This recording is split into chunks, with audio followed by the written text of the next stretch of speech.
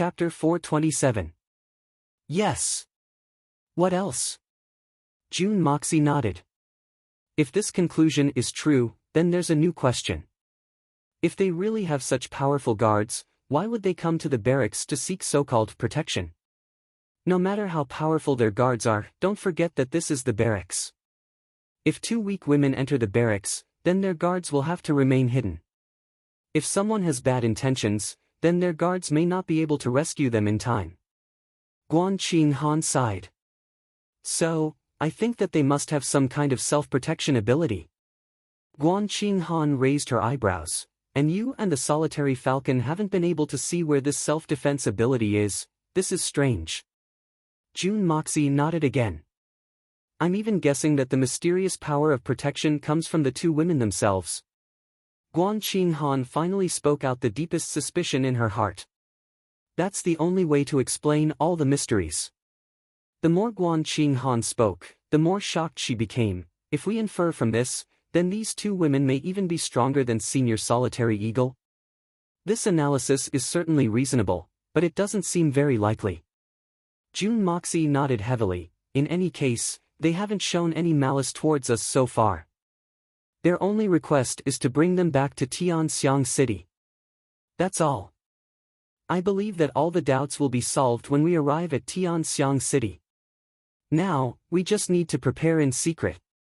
That's all I have to say. It's good that you're prepared. I'll stay with them, and I'll keep an eye on them. It's impossible for their words and actions to be flawless. Guan Qinghan breathed a sigh of relief and slowly stood up. June Moxie rolled his eyes.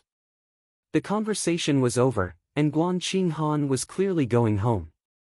This proves that I'm still disappointed tonight. Damn it, I might as well not have taken a bath. June Moxie was depressed.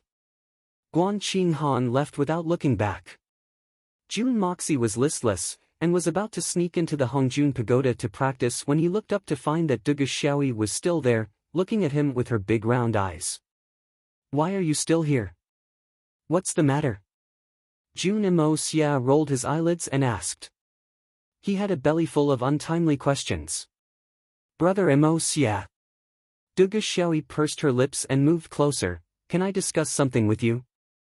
June Mo Xia shuddered. Dugu Xiaoyi's coquettish voice made all the hairs on his body stand up. Don't.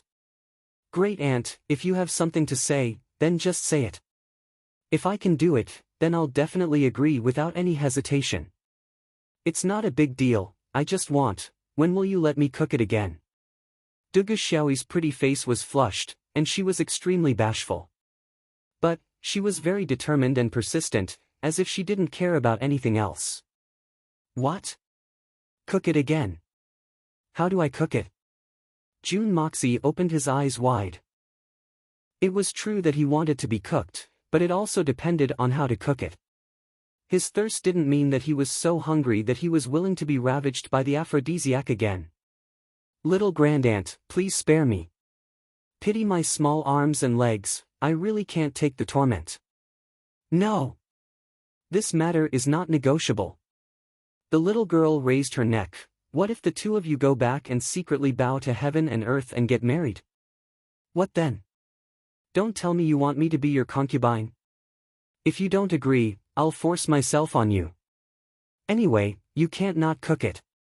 Be a concubine, force himself on her. Other than being tough, this girl's thinking was really advanced. June Dashao was completely defeated by her. That, you're still young, you can't handle that. Besides, that matter still needs to be discussed between our two families. June Moxie wasn't making excuses, but it was the standard big truth. Although he was only 17 years old, the thoughts of his previous life were deeply ingrained in his mind. Asking him to make a move on a 16-year-old girl, June Dashao still felt a little guilty. She was still a child. Say I'm young. You're only a little older than me, at most 1.5 years older than me. How am I young? I'm not young at all.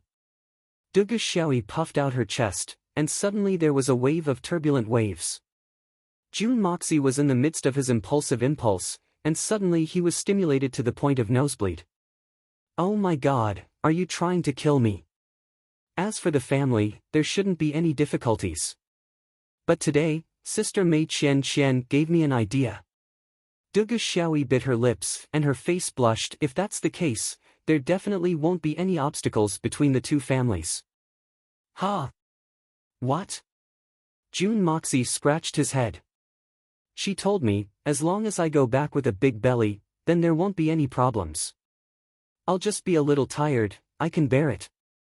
Dugu Xiaoyi's face was red, and her toes touched the ground, and her body twisted here and there as she whispered. What? Go back with a big belly? That's not a matter of tiredness, it's a matter of taking someone's life. Jun Dashao was completely drenched in sweat. The uproar caused by Guan Qinghan hadn't calmed down yet, and it was still brewing like a storm. If I make you pregnant again, Jun Moxie didn't say anything, and disappeared from the tent with a whoosh. If you don't want to leave, then I'll leave, alright? I can't afford to offend you, but I can still hide from you. Jun Dashao directly moved his mind, and directly entered the Hongjun Pagoda. Dugu Xiaoyi was bashfully waiting for a reply, and in a flash, Brother Imo Xia had already disappeared. This made this Missy unbearably angry. Jun Moxie. Humph humph humph. Jun Moxie. Humph, this Missy is considered one of the two peerless flowers in the capital, and I can't handle you? Ha! I've been peddling celery for so many years, and I still can't catch a small leak like you. It was unknown where she learned this witty phrase from, but Dugu Xiaoyi didn't care whether it was fitting or not, and just mumbled it out.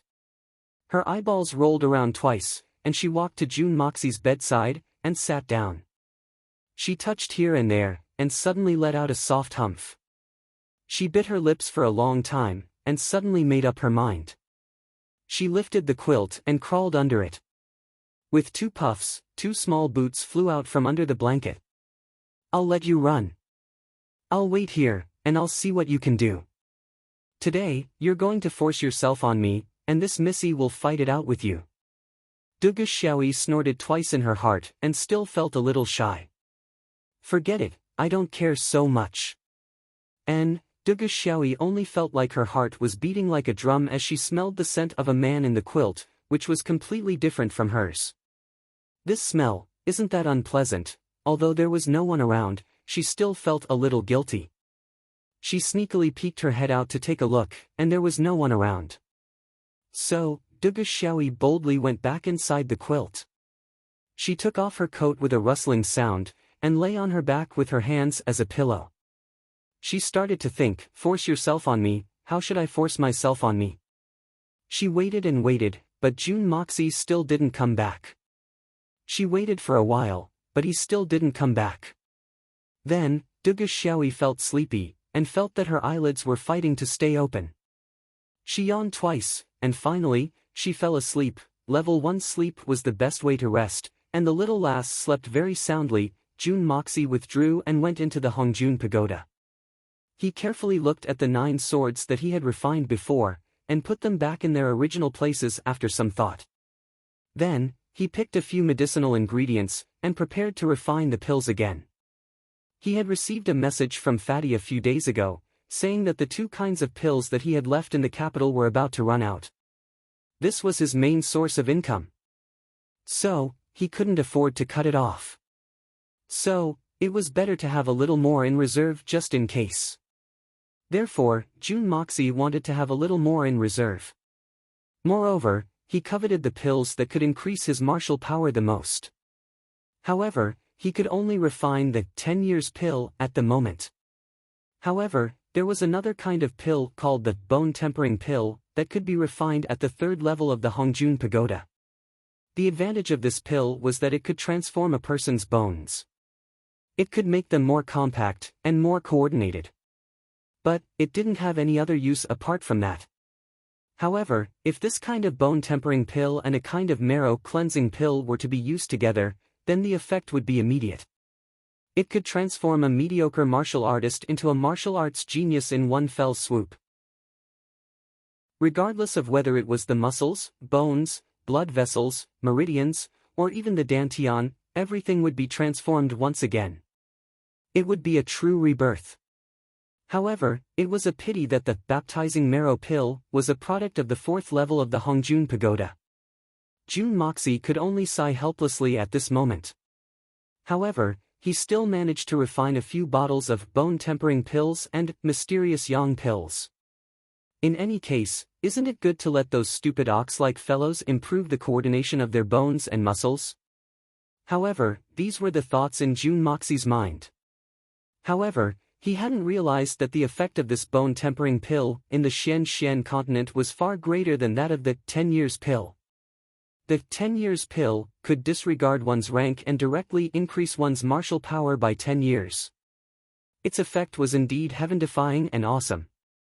But, it could only increase one's martial power by 10 years. Moreover, it was a one-time use. Repeated use of it wouldn't have any effect. However, the effect of the bone-tempering pill could obviously change a person's original aptitude. It could break the natural laws of bone formation and reassemble the bones. This was something that one couldn't even dare to imagine. One must know that there weren't any systematic pills in this world that could increase one's martial power. However, there were still some heavenly elixirs that could achieve the effect of increasing one's martial power. For example, the Tian Fa sacred fruit of the Tian Fa forest. However, a pill that could improve a person's body from the inside and break away from the natural laws of the world was even rarer. That was because no elixir had been able to achieve this since ancient times. He had finally succeeded in refining it. Jun Moxie tossed the small jade bottle in his hand and smiled in a very complacent manner. Jun Moxie felt the spiritual power of the Hongjun Pagoda pour into his body and replenish his previous losses. He smiled in satisfaction. My current progress is astonishingly fast. I've been unceasingly practicing the power of gold for the past few days. And this has resulted in a substantial consumption of the spiritual power in my body. But I've been able to continuously replenish it. Therefore, I've reached the middle level of the Tian Xian realm. I've reached the middle level of the Tian Xian realm. Chapter 428. Then, he went on to list 15 of Jun Zhantian's heaven-defying crimes. It was as if the heavens wouldn't tolerate it if Jun Zhantian didn't kill Jun Zhantian. One of the crimes was very interesting. Its specific content was, he trained his troops near the official's residence in the capital. He was suspected of intimidating the officials. Jun Zhantian immediately razed the official's residence to the ground and made it his own. Among the 15 crimes was, Jun Zhantian's grandson Jun Moxie is hot-blooded. He bullied his widowed sister-in-law. He is worse than a beast. Guan Qinghan is the eldest granddaughter-in-law of the Jun family. She seduced her uncle. She is shameless. She corrupts the family's reputation. She is obscene and lascivious. She is extremely influential. His Majesty frowned as he looked at the old man. He seemed somewhat impatient. Kong Ling Yang became more and more agitated as he spoke.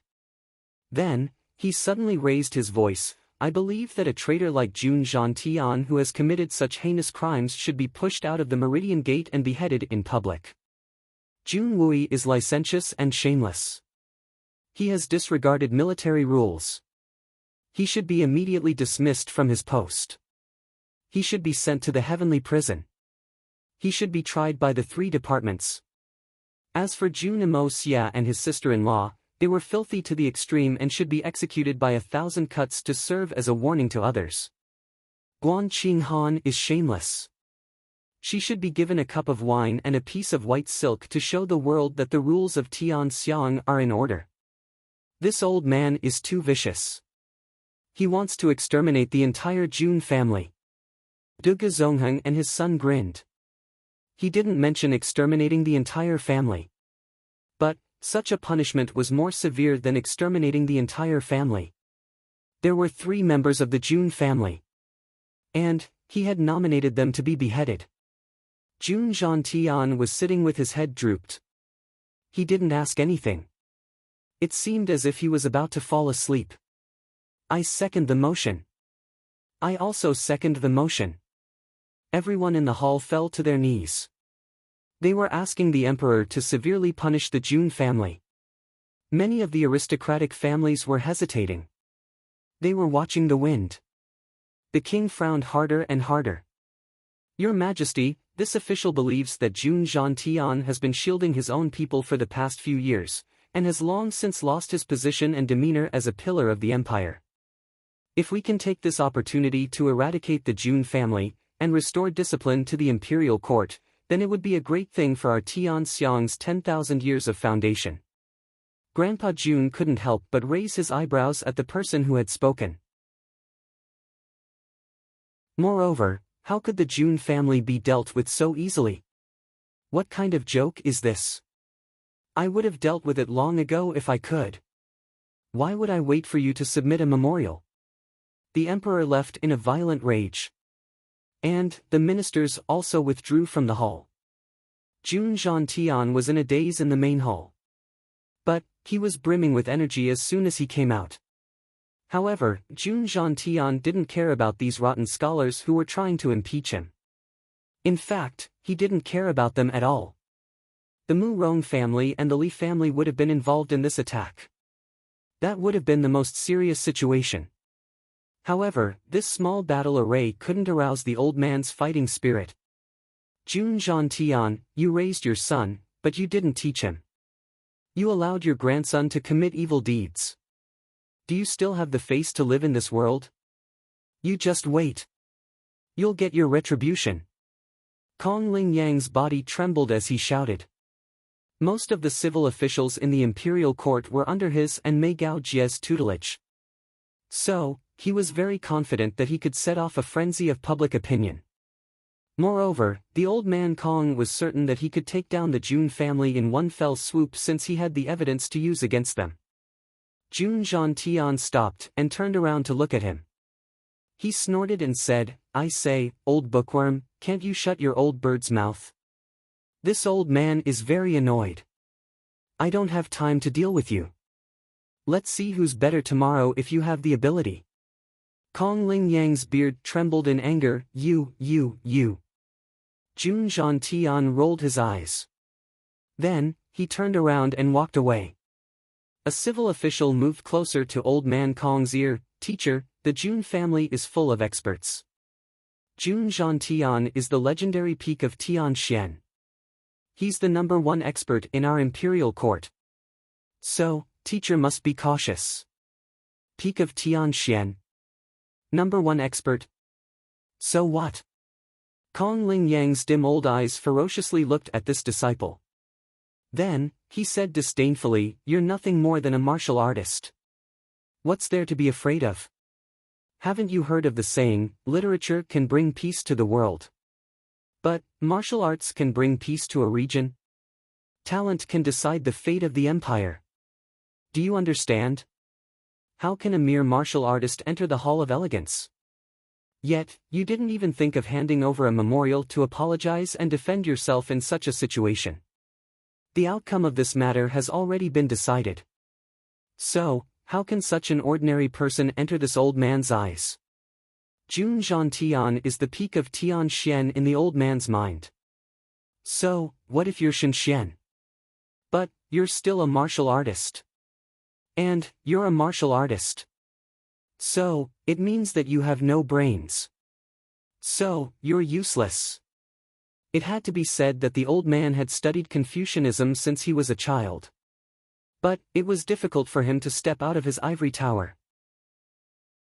So, he didn't have enough understanding of the dreadfulness of Tianxian and Shenxian. Tell everyone who isn't here today to come tomorrow. Then, we'll wipe out the Jun family in one fell swoop. Kong Ling Yang snorted coldly and said, also, all the high-ranking officials of the border regions must urge them as soon as possible. We must create the greatest public opinion in the capital. This teacher won't allow such a filthy thing to exist. How can such an unscrupulous and shameless family exist in Tianxiang? What qualifications do they have to stand tall in the imperial court? Today's momentum seems big. But, it's still not enough for the Jun family. Lord Meng, you'll have to go to Imperial Preceptor Li in person. Kong Ling Yang turned his head and said. Don't worry, master. I won't shirk my duty.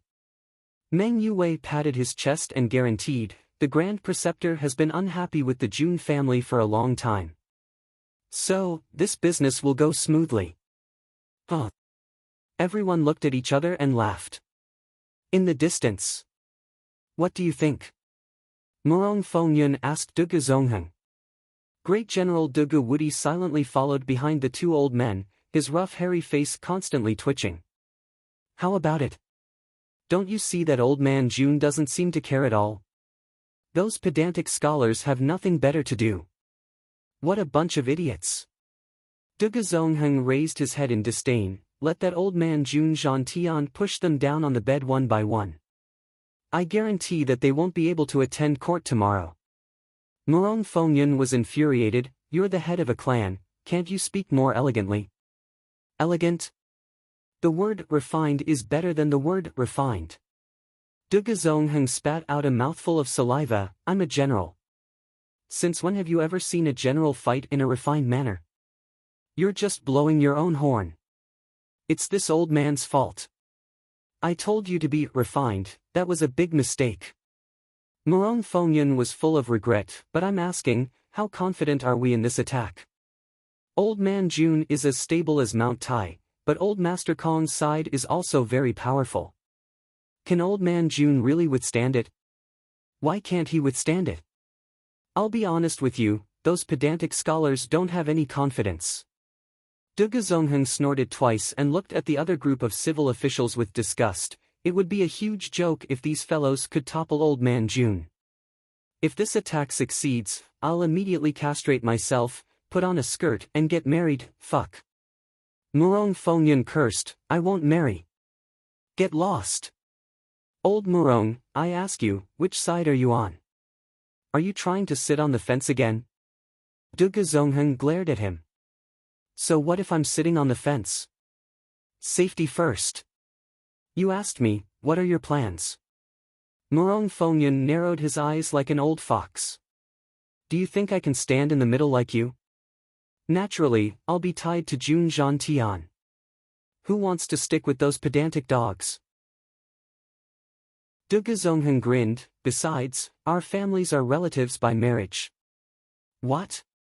Relatives by marriage? Murong Fengyun was shocked. When did this happen?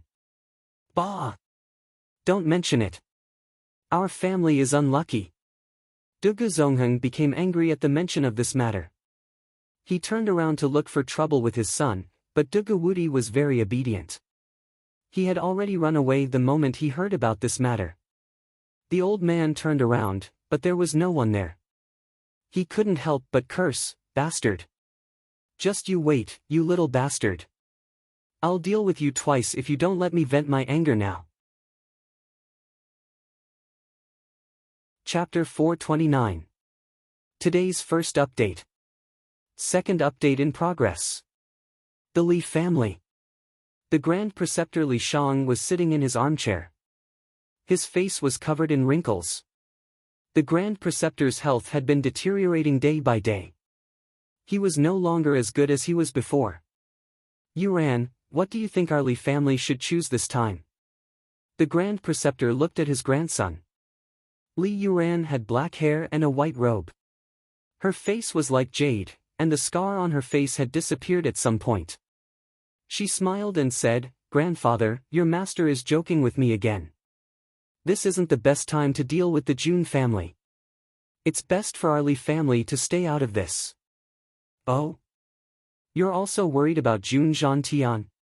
The Grand Preceptor's eyes revealed a complicated expression. No. I'm not worried about Jun Zhantian. Nor is it the blood general Jun Wui. It's the Jun family's third young master, Jun Moxie. Li Yuran sighed. She seemed a little lonely. Jun Zhantian is old and ruthless. He's naturally difficult to deal with. But, he's a gentleman. Jun Wui stands out from the crowd. He's invincible. But, he's also a man of character. Even if such people have monstrous power and invincible Xian skills, we know where their weaknesses lie. Blindly setting them up can harm the enemy invisibly. In a contest of strength and wisdom, wisdom will always prevail. But, this June Moxie has thoroughly confused me. Li Yuran had a faint smile on her face. But, there was a trace of doubt in her eyes. After so many years, I've never been able to see what kind of person June Moxie is, or rather, where his weaknesses lie. This is undoubtedly a fatal point. From June Moxie's childhood to adulthood, he has weaknesses everywhere. Every one of them is enough to be fatal, and the entire June family will be done for. But, when it comes to dealing with him, I've discovered that these weaknesses are merely a smokescreen. If I were to use these weaknesses to attack him, it would only backfire. Your analysis is very good. We must observe June Moxie carefully. Grand Preceptor Li Shang coughed twice. He had been quietly listening to Li Yuran's analysis.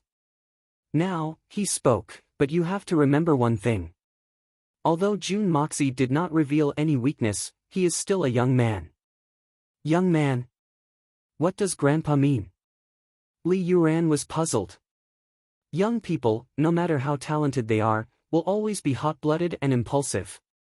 Li Shang chuckled, even someone as wise and far-sighted as you was once slapped twice by June Zhantian, resulting in a blood feud. I still can't forget it. In front of me, do not deny. This, to you, is your weakness.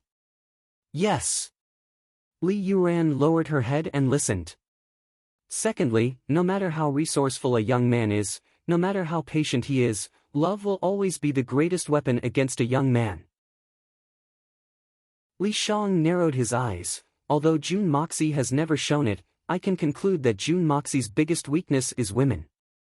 Women that he cares about and recognizes. Take the present, for example, Guan Qinghan, or Dugu Xiaoi. Grandpa is right. Li Yuran was convinced. The older, the wiser. Of course. Your heart can already be considered as cold and callous. However, some time ago, when you were plotting against Princess Ling Meng, weren't you also depressed for a period of time? Li Shang narrowed his eyes and a sharp glint flashed out. Don't tell me you didn't. Yes. During that time, I was very irritable. Li Yuran admitted frankly. Li Shang nodded with satisfaction, and the third place for a young man to attack is his family. For June Moxie, June Wui and June Zhantian are his family. Previously, when his father and brother had died, June Xia had deliberately endured it, or perhaps he had been hiding it. But in the end, he was still very young. So, he might not have been able to understand the pain of being separated by life and death. But now, he was already an adult. So, he naturally understood it. So, he would cherish it even more. But at this time, if one of them were to suddenly die, it would definitely be an immeasurable blow to June Xia. These are the 3 ways to deal with June Xia that you think you can't handle. Li Shang warned, remember, there is no enemy in the world that you can't deal with, and there is no one who has no weakness. This is very important. Yes, I will always remember grandfather's teachings. Li Yuran straightened her body and solemnly accepted the advice. It was undeniable that the older the ginger was, the spicier it was. The Grand Preceptor Li Shang was a scholar. He didn't have outstanding military exploits, nor did he have outstanding Shen strength.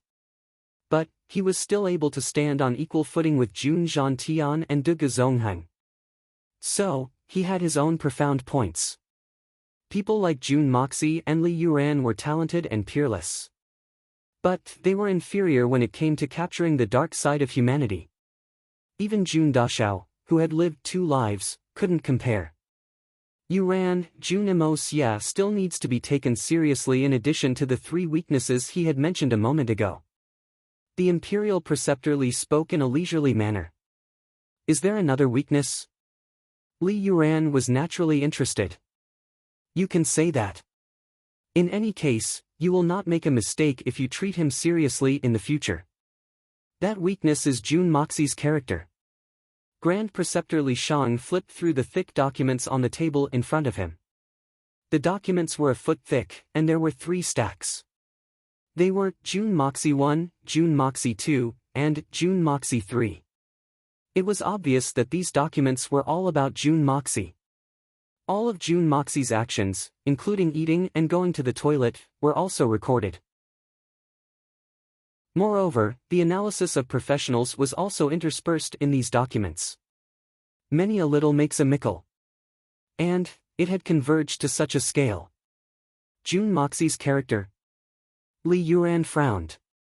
She seemed to be deep in thought. June Moxie's character and ability had never entered the scope of our vision. We would only think of him when we could make use of him. But we started to collect relevant information about him 3 months ago. Then, we gathered all the information. Then, more than 30 strategists discussed it together and wrote it down. But we didn't expect that our information would surpass that of any of our opponents. But we couldn't find any of his weaknesses even with such detailed information. I, Li Yuran, really admire him. If it wasn't for Grandpa's guidance, I would have no clue at all. There was no doubt that Li Yuran's smile was very bitter. But there was a hint of heartfelt admiration in that bitter smile. That's right. June Moxie's weaknesses. Even the weaknesses that I've mentioned are just the common weaknesses of young people. Whether they can be applied to June Moxie or how to use them, we still need to think about it.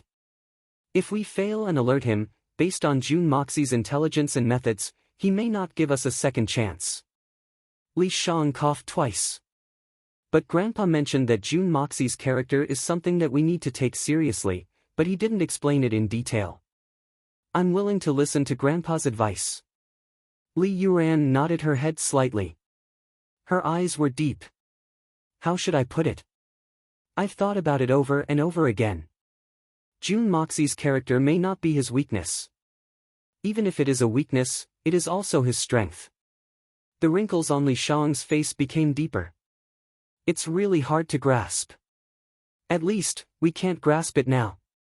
That's why I asked you to take it seriously. Yuran, tell me about your impression of June Moxie. Based on your understanding of him, what is his character? June Moxie, he is undoubtedly very wild and arrogant. He often appears in a high-profile manner. He only needs a moment to attract everyone's attention. However, he also makes everyone loathe him. In fact, he even makes them want to avoid him. But it's only after a long time has passed that people will realize that he was the one who took the biggest advantage of that incident. Li Yuran pondered for a while and said slowly, but this person was very despicable a few years ago. It's hard to believe that he pretended to be like this. But his real change should be in the last 6 months. I don't understand this point. How could there be such a huge change in such a short period of time? It's unbelievable. Is it really hard to understand? In fact, if everything was simplified, it would not be difficult to understand. Let's assume that June Moxie's innate talent is brimming with talent. But he's a man with no ambition. He doesn't want to fight for anything. He only wants to live his life as he pleases. Then, wouldn't everything make sense? Li Shang's voice was unusually dull. But his words contained a lot of meaning. Li Yuran's eyes lit up when she heard this. But she didn't say anything. She knew that her grandfather must have something else to say. If my assumption is true, then many things can be easily solved. We have always wanted to eradicate the June family. But if we don't do anything about it, the June family's influence in the military will disappear after old man June dies. That's because June Moxie won't inherit the June family's power. He didn't have that intention from the beginning. It's a pity that fate makes fools of people. Others may not be aware of the changes in the last 6 months. But I'm very clear about it. Li Shang sneered softly, because 6 months ago, June Zhantian felt mentally and physically exhausted. So, he started to make arrangements for his funeral. In other words, the June family's survival is at stake. So, June Moxie had no choice but to change. It was also 6 months ago that old man June proposed to His Majesty that June Moxie should marry Princess Raimu. This is tantamount to telling June Moxie that I can no longer support this family. I can only do my best to make arrangements for the future. I hope that I can find a way out for the third generation so that the grandfather doesn't die today and the grandson doesn't have to die the next day. However, the emperor doesn't even care about this. Chapter 430. Li Shang's voice was very dignified. Yuran, do you understand? The source of motivation for Jun Moxi's change is precisely that pressure. It is precisely this kind of strong pressure that forced Jun Moxi to stand on the stage. When all the conditions in the world force a person to change, even the most cowardly person can become a hero. But you don't have this kind of pressure. Therefore, Jun Moxi's change is unexpected, but also reasonable. Li Yuran pondered deeply. Then, he slowly nodded his head. Li Shang's conjecture was admittedly reasonable, but he would never have thought that following the path of his conjecture would only lead to more and more deviation. Because this emosia is not that emosia. Even a slight difference can lead to a huge error, let alone a wrong starting point. Regarding this Jun Moxi, Grandpa will give you another piece of advice. If you don't have full confidence that you can kill him in one strike, then you must not push him too hard. Li Shang raised his white eyebrows, smiled and said, what you want and what our Li family wants is nothing more than power. However, what Jun Mo-sia wanted wasn't power. In fact, he didn't even care about power. Therefore, Jun Moxi has no real conflict with us. The conflict between you and him is completely different from the conflict between me and Jun Zhantian. He ignores power. Why do you think so? Li Yuran raised her eyebrows. Who doesn't want to be a high official and have the power to overturn the world? Who doesn't envy the wonderful feeling of being above tens of thousands of people? Who doesn't want to wield the power of the world when awake and lie on the lap of a beauty when drunk? Why can Jun Moxi be independent and not think about this? He didn't believe it. He didn't believe it. In fact, this can be seen from Jun Moxi's every move. This person doesn't care about other people's opinions, nor does he care about life and death, honor or disgrace. Naturally, he didn't care about wealth, splendor, and wealth. He had the ability to spend hundreds of millions of his family's wealth with a wave of his hand, but he could also gather infinite luxury in a casual conversation. He has always been a person who looks askance at the world. He does what he wants, does whatever he wants, and is free and unrestrained. He doesn't want to be restrained at all. Li Shang sighed, he is such a person. Therefore, his goal is higher than ours. Taller than you. I don't want to admit this, but I have to. Taller than me. Taller than me. Li Yuran slowly chewed on this sentence and suddenly felt a burst of bitterness. What he had spent so much effort to pursue was completely disdainful in the eyes of others. For Li Yuran, who had always been proud and arrogant, this was a bitter irony. Yes, higher than you. I can see your ambition, I can see it clearly. Li Shang's sparse white eyebrows twitched slightly. Your life's goal is nothing more than the throne of the human world. Dominate an area, and sit on the mountains and rivers for millions of miles. Even if you can't achieve it, think one step at a time. You want to be a duke and marquis for 10,000 generations. You want to be below one person and above tens of thousands of people. This is your goal. The wonderful taste of power can make you fall head over heels. You can give up almost everything for this wonderful taste. Yes. Li Yuran's gentle eyebrows twitched. She suddenly exuded a bloody murderous aura. Generals and ministers have no guts. Men should strive for self-improvement. The emperor takes turns to be my family's emperor. I will rise up in revolt if I get the opportunity. I will establish my Li family's everlasting cause. The Li family's dynasty. But, what Jun Moxi is pursuing is obviously the kind of superpower that transcends all living things. It's the kind that transcends the emperor's power. For example, the Silver Blizzard City. Or the Shuihan Manor. Li Shang sighed, and His Majesty is also very clear about this point. Therefore, he is much more tolerant than before. Of course, he is also very regretful. Grand Preceptor Li smiled meaningfully. I can understand His Majesty's regret after listening to Grandfather's teachings. But, why is His Majesty even more tolerant than before? Could it be that His Majesty wasn't tolerant before? Li Yuran was puzzled. There seems to be an inside story here. Grand Preceptor Li smiled, but didn't answer. He said, "This is what you get for what you sow. Our Li family and the Jun family only have an old grudge between me and Jun Zhantian. Apart from that, there is no other conflict. And, we are already old." Grandfather, you mean? Li Yuran was somewhat puzzled. From grandfather's tone, can it be that such a huge hatred has been going on for 3 generations? Is he going to let it go? Yuran, you must remember that you must deal with people like Jun Moxie when it comes to dealing with the Jun family. That is, unless you have 120% assurance that you can exterminate his family in one fell swoop. Then, you must personally witness Jun Moxie's corpse in front of you. Li Shang closed his eyes. He seemed somewhat tired as he continued, only then can you act. Otherwise, don't act blindly without thinking. Then, this time's attack, we. Li Yuran lowered her head. Her soft hair draped over her shoulders, and covered her face. So, she couldn't see her grandfather's expression. Li Yuran was shocked in his heart. His grandfather's words just now were exactly the same as what he had just said, "Don't push him too hard if you don't have full confidence that you can kill him in one strike." These words had the exact same meaning. And, grandfather had emphasized it twice. What does this mean? Li Yuran understood it very well.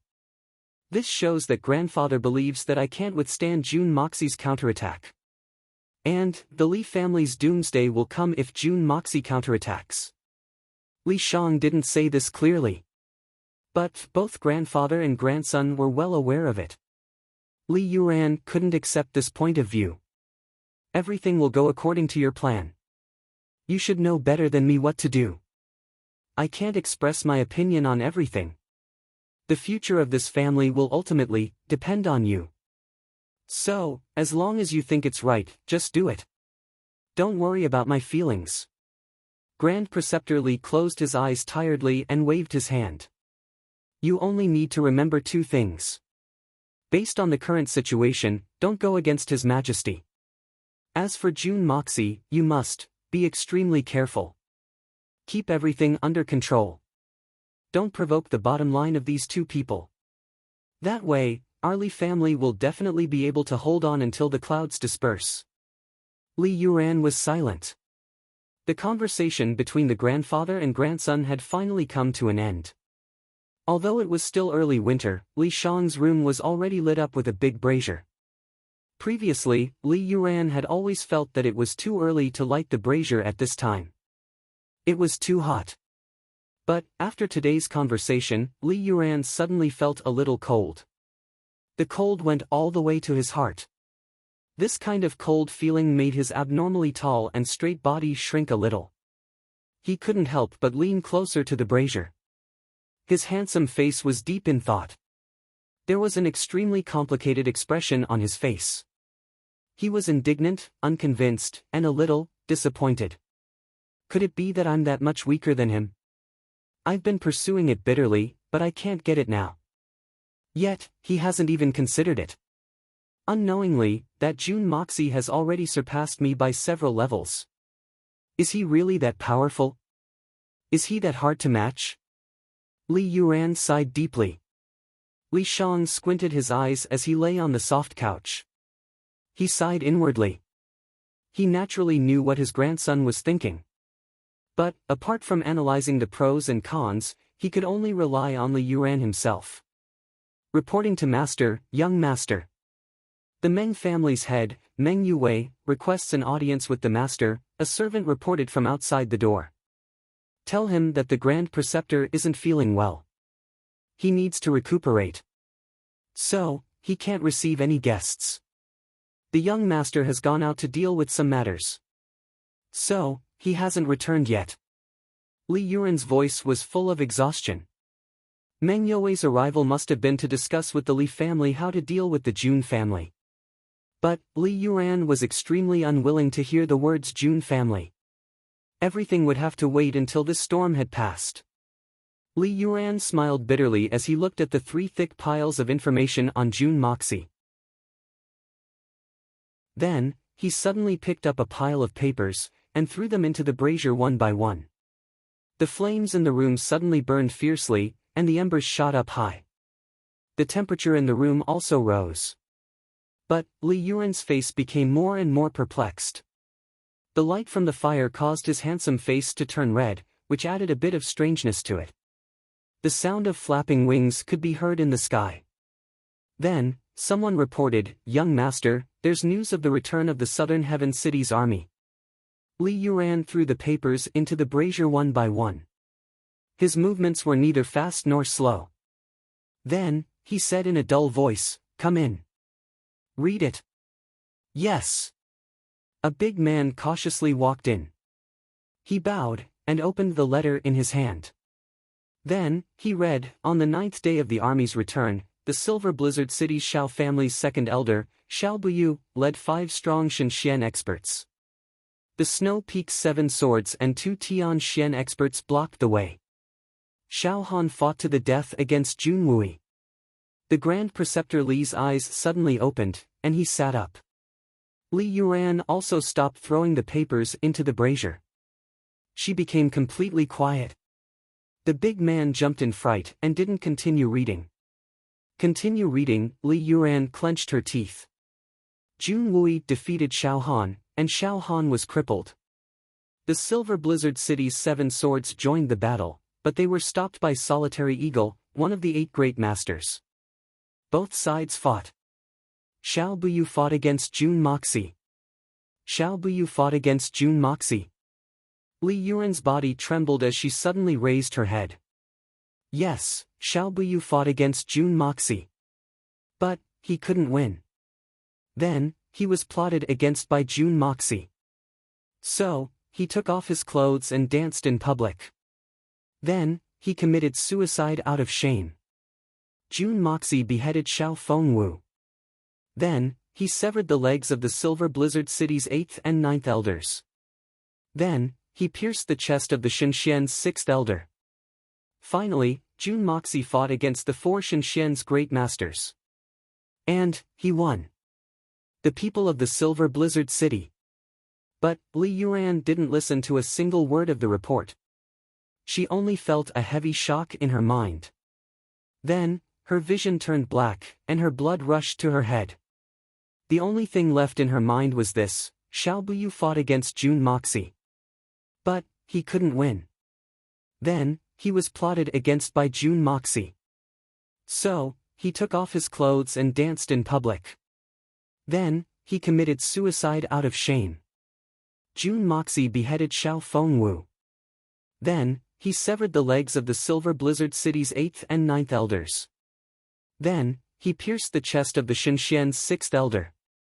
Finally, Jun Moxie fought against the 4 Shenxian's great masters.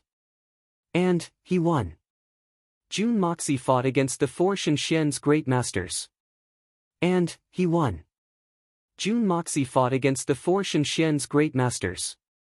And, he won. It seemed as if a thunderclap was ringing in her ears. In fact, she felt as if her soul had left her body, and was floating in the clouds. Li Yuan's body swayed.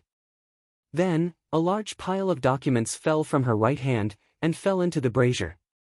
The thick pile of papers had suppressed the raging flames in the brazier. And, thick black smoke had started to rise from it. Chapter 431. Li Shang's dim old eyes opened wide, and he didn't move for a long time. The room was filled with choking smoke. The 3 people rushed out of the room after a long time. They lifted the curtain, and thick smoke soared into the sky. It seemed as if there was a fire.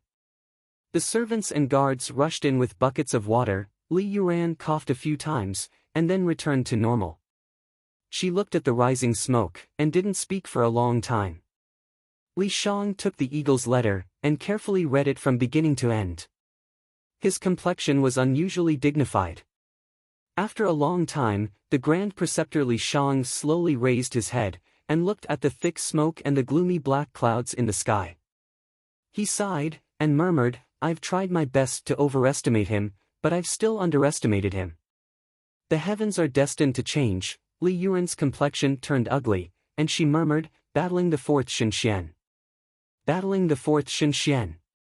This carefree young master had always been calm and composed, but today, he had lost his composure for the first time in his life. At the same time, all the major forces and aristocratic families, including the royal family, had also received the news through their own intelligence network. The words and sentences used were similar, but they were all talking about the same thing. Tianxiang City had once again experienced an earthquake. It was earth-shattering, earth-shaking, and even earth-shaking. The news of June Moxie's shameless behavior had caused an earthquake when it had been spread back to Tianxiang City. And that earthquake hadn't subsided even now. Moreover, the influence of this incident had continued to expand under the manipulation of some people. The repercussions were getting bigger and bigger, and the voices of insults were getting louder and louder.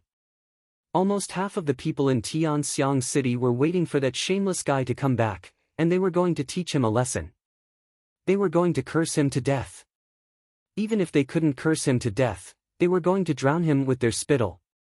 The current June Moxie's reputation in Tianxiang City was even worse than that of June Moxie before he had crossed over to Tianxiang City. It was a synonym for shameless, dirty, despicable, filthy, and vulgar. Even Guanqing Han was implicated. The streets and alleys, teahouses and taverns were all praising this adulterous couple and cursing them. It had to be said that the effect of the group of civil officials was very effective. The masses who did not know the truth were indeed easy to incite. After all, this kind of thing was destined to be unacceptable under the background of this era. Therefore, the literati successfully turned the city into a sea of condemning June Moxie. It was believed that as soon as June Moxie entered the Tianxiang City, he would immediately be drowned by these voices. Even if the young master could turn a deaf ear to it, could Guanqing Han do the same? Could she withstand such an embarrassing situation? But now, this latest shocking news was like a bomb exploding, or perhaps it would be more appropriate to call it a nuclear bomb, setting off an even more turbulent uproar. Everyone who heard the news had the same reaction, dumbfounded, as if they had been struck by lightning, and they couldn't believe it. Apart from the group of pure literati who were still somewhat disapproving, everyone else felt as if they had lifted a rock and dropped it on their own feet. June Sun Shao is so fierce. How can he be so fierce? He actually single-handedly fought against the four great Shenxians, and won a complete victory. Damn! Everyone who knew what Shenxian was felt a chill in their hearts. One person single-handedly fought against the four great Shenxians? Isn't that at the level of a supreme? Isn't that invincible in the world? Doesn't that mean that the current June family is already equivalent to a super existence like the Silver Blizzard City? Or even an ultimate existence that was even more powerful? Making things difficult for such a terrifying force? Isn't that looking to die? Some people quickly stood up to clarify the truth. They had just started spreading rumors yesterday, and now they had to step up to clarify it. However, once the rumor was spread, no one could control what kind of effect it would have. As the saying goes, it is better to guard against the mouths of the people than to guard against a river. Not to mention this kind of strong gossip. It would spread even faster. Not to mention that those were not just rumors. Most of it was the truth. As for those pure literati, they only knew the difference between the civil and the military. They only knew that all things are inferior, but only knowledge is superior. They only knew that Xian cultivators were martial artists, or in other words, the legendary rangers. Even if it was Shenxian, he was only a slightly more advanced martial artist or a ranger. However, even if he was a legendary ranger, he still had to accept the restrictions of the law. Nothing could be accomplished without rules. These people did not believe that there was someone in this world who could really transcend the imperial power, and stand alone in this world. In fact, when a martial artist reached a certain realm, he or she could even override the imperial power. To them, this kind of theory was even more ridiculous. The land under the heavens belonged to the king, and the people who ruled the land belonged to the king. The matter of Jun Moxie killing Shen Xian reached the ears of Mei Gao Jia. The old man curled his lips, snorted twice, and said, "His crimes haven't been judged yet, and he's already involved in a murder case. This Jun Moxie is so cruel, heartless, and stubborn. 10,000 deaths won't be enough to atone for his crimes. The world won't be at peace if he doesn't die." A murder case, such an earth-shattering event had shocked the entire world. But, it had become a criminal case in the mouth of this old man. In short, the current Tianxiang city was like a public toilet in midsummer. A brick had been thrown into it after a rainstorm, and the maggots had been stirring up in a frenzy. Inside the imperial palace, the emperor was complaining to his wife and daughter in front of the empress when he received the news. "You say, this Jun Moxie, can't he just calm down for a bit? First, he created a big mess in the capital. Then, he patted his buttocks and went to the southern heaven city. Then, he went to the southern heaven city and behaved himself. But, he stirred up such a filthy matter. Everyone would have laughed at this matter if it had happened to someone else. But, it happened to Jun Moxie. So, it's undoubtedly the best opportunity to attack. Don't forget that Jun Moxie had insulted those great scholars in front of all the civil and military officials. Moreover, that old man Jun Zhantian has always looked down on the political side. So, how could he not throw stones at someone who's down the well?" The emperor's expression was very pained. He seemed to be exasperated at the fact that Jun Moxie hadn't lived up to his expectations. The empress sat on one side with an unusually cold expression. It seemed as if she hadn't heard these words. But, it also seemed as if she had heard them. Princess Raimu's face was somewhat gloomy and anxious. She was looking at her father with an anxious expression on her face. This kind of situation had been happening in the imperial palace every once in a while. The main purpose was to find an excuse to talk to the empress. But, this time, the topic of conversation was Jun Moxie. And, the result was the same every time. The empress's face was cold. She was like an ice sculpture. She didn't say a word. Then, the emperor would sigh and leave after he finished talking. Ever since Princess Raimu could remember, she had seen her father and mother like this. In her heart, she felt that her father was very pitiful. He had lived like this for more than 10 years. How could he continue living like this? No matter what, her father was the monarch of a country. He had humbly fawned on a woman for 10 years. Such infatuation should be enough to prove everything, right? But, her mother hadn't changed at all. Why? Uncle Yi was also very pitiful. Her father was also very pitiful. Princess Raimu was very sympathetic towards these two infatuated men. She didn't even know what she should do. She didn't know which side she should stand on. How long had this situation been going on? The emperor only knew that it had been a long time. It was so long that he had forgotten the date. But, the empress remembered it clearly in her heart. Originally, she was also the mother of the world, and the husband and wife treated each other with respect. However, after little Ling Meng was born, the emperor was so happy that he got carried away. Finally, in a drunken stupor, he said something that the empress should never know. That was the real reason why Yi Gahan's family was exterminated. Since then, the Cold War between the emperor and the empress had lasted until now. But, there was still no sign of thawing. Perhaps, there would never be a day when the empress would thaw. This time was no exception. The emperor sighed. Finally, he finished his words. Seeing that his wife still didn't respond, he stood up and was about to leave. He was used to it. It would be strange if the empress really responded to him. But this time, it was really out of his expectation. A strange thing happened. You don't need to tell us what Jun Moxie is like in the capital. Everyone knows it. But, he went to Tiannan because you sent him to die. Now, you are talking as if you are innocent. Your Majesty, why do you always use this kind of method to show yourself? Can't you use another method? The Empress said slowly. The Emperor turned around like a whirlwind. What did you say? Do you know what you are talking about? Of course I know what I am talking about. I am saying that you can't be so shameless. As the monarch of a country, don't you think it will damage your image by doing this? A real man dares to take responsibility for what he has done. Can you be called a real man now? The Empress said slowly and clearly. The Emperor was surprised. She had never responded to his words before. He had also mentioned June Moxie before, but she had never said anything. But today, she was totally different from her usual self. Moreover, for his sake, he deliberately inverted the truth and sharply rebuked him. This was the first time in more than 10 years. Why? Why? All these years, he had always felt guilty towards her. He had always wanted to make it up to her.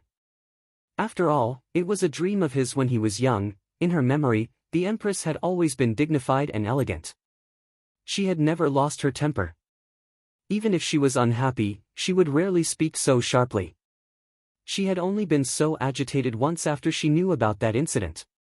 But today, Princess Raimu looked at her father and mother in fear.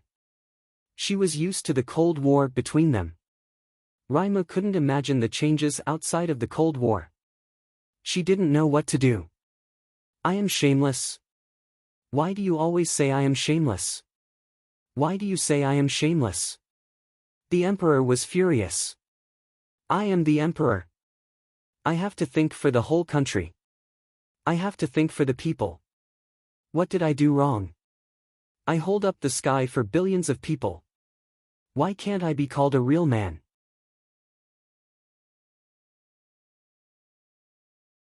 Chapter 432. For the country? For the people of the world? What a great reason, what a dignified one. Why don't you say that you're thinking about yourself? Because of your selfishness. Because you are afraid of death. Because you're afraid of being overthrown. That's why you're suspicious of everyone. You don't trust anyone, you don't dare to trust anyone. You would personally promote a person, and then when he reached a certain position and had a certain amount of strength, you would personally beat him down into a bottomless abyss, never to reincarnate. You would then use this to announce to the ministers that you could do anything with a flip of your hand, and that there was nothing you couldn't do. Furthermore, he used these incidents to make one point clear to the officials: those who obey him will prosper, and those who oppose him will perish. Do you still think that you are so noble? No. Is it true that those who follow will prosper? Those who obey you may not necessarily prosper, but those who defy you will definitely die. The Empress looked at him bitterly, and her eyes were as cold as ice. But now, you can't do anything, can you? That's why you're so emotional. Nonsense. What a womanly view. What do you know? The Emperor roared. In front of the Empress, he felt that all his restraint and pretense were completely useless. He could not control his anger at all. I'm spouting nonsense. Am I wrong? Did I wrongly accuse you? Then let me ask you. Why was the Yi clan exterminated? The Empress laughed sorrowfully and suddenly stood up. Why was Jun Wuhui killed? Jun Wu Meng, why was he killed? Jun Mo Yu and Jun Mo Cho, these two youths with limitless prospects, why did they die so young? Why did they die so young? Why was Jun Wui disabled for 10 years? Why did Du Guxiong's corpse disappear? These things. All these things. How much do you know? How many reasons do you know? It was as if a scar deeply hidden in his heart had suddenly been exposed. His Majesty felt a heart-wrenching pain, an indescribable embarrassment, and even panic. His face began to convulse. He had originally thought that since the Empress had finally opened her mouth, he would argue with her for a while and then argue again the next day. As they slowly argued, perhaps the relationship between husband and wife would return to normal, but now, he could no longer control his anger. The Yi family. Junwu Hui, Junwu Meng, De Guxiong, these names were like sharp steel needles that had pierced deep into his heart.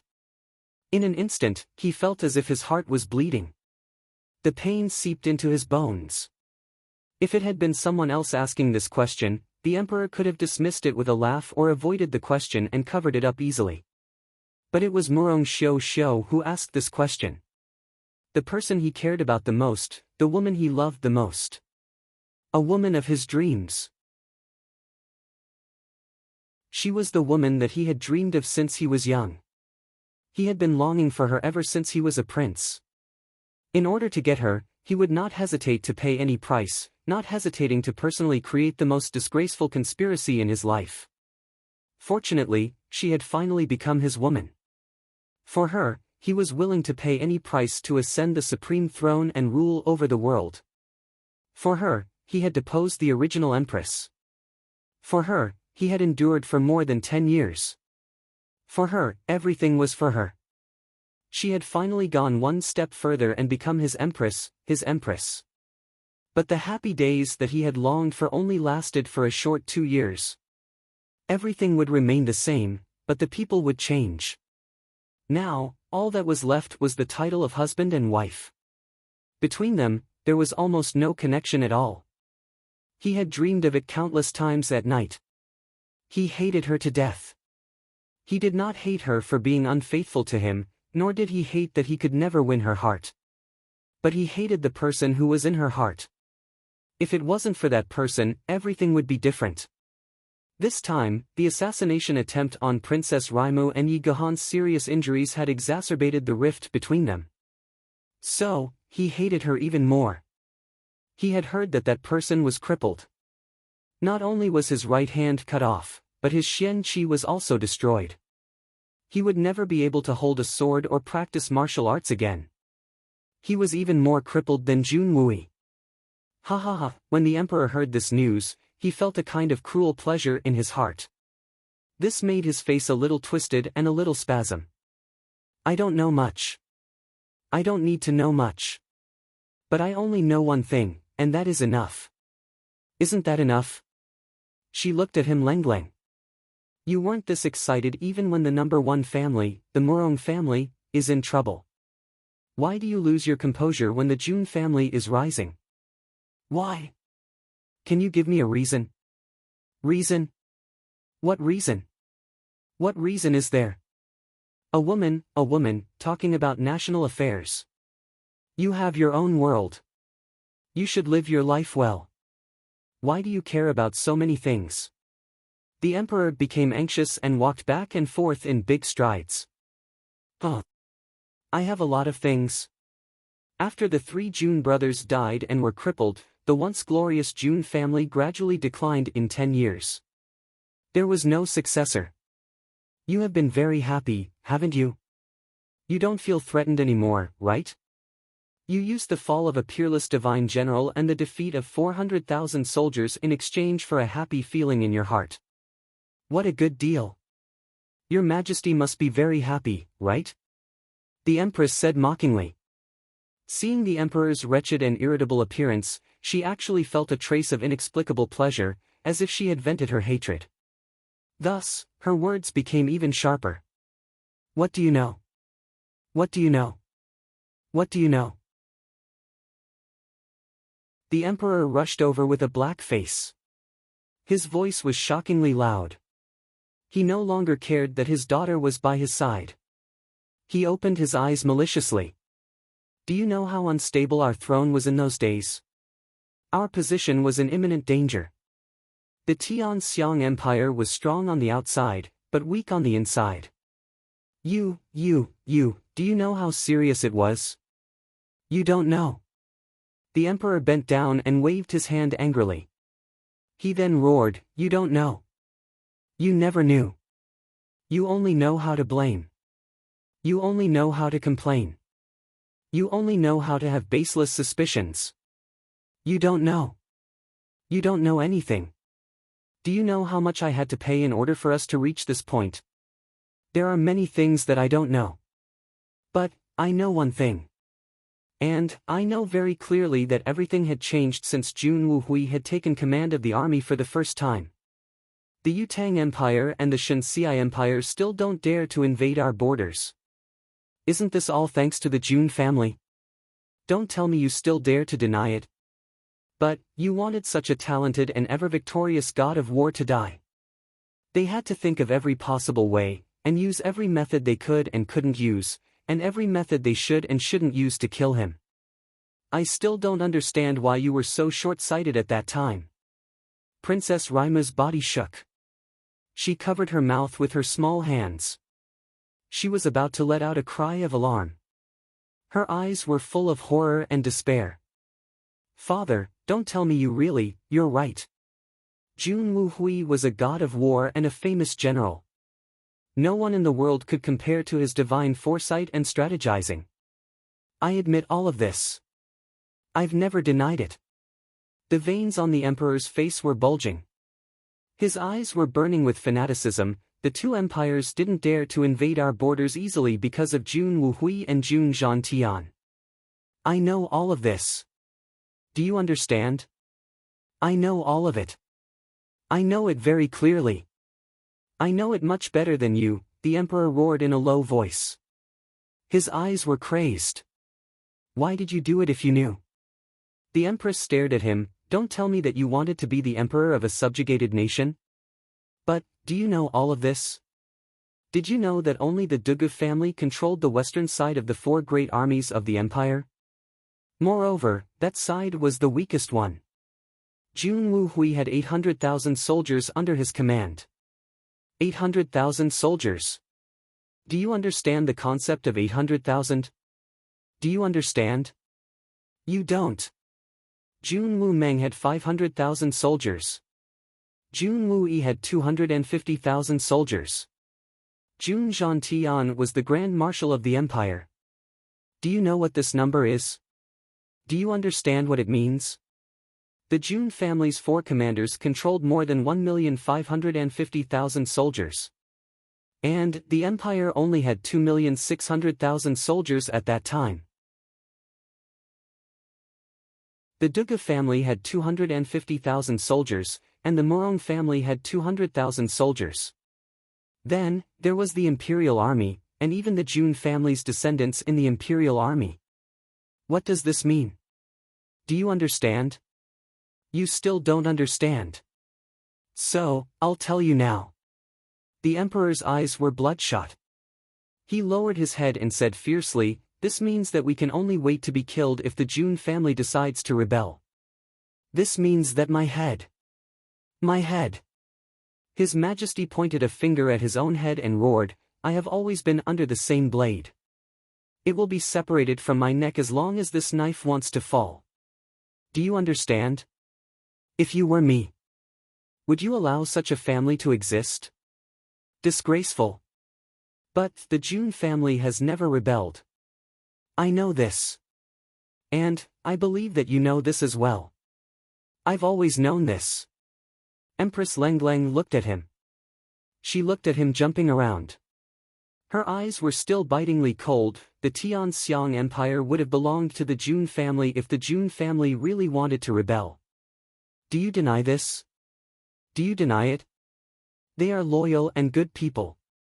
So, why are you unable to sleep or eat well because of them? Do you want to get rid of them?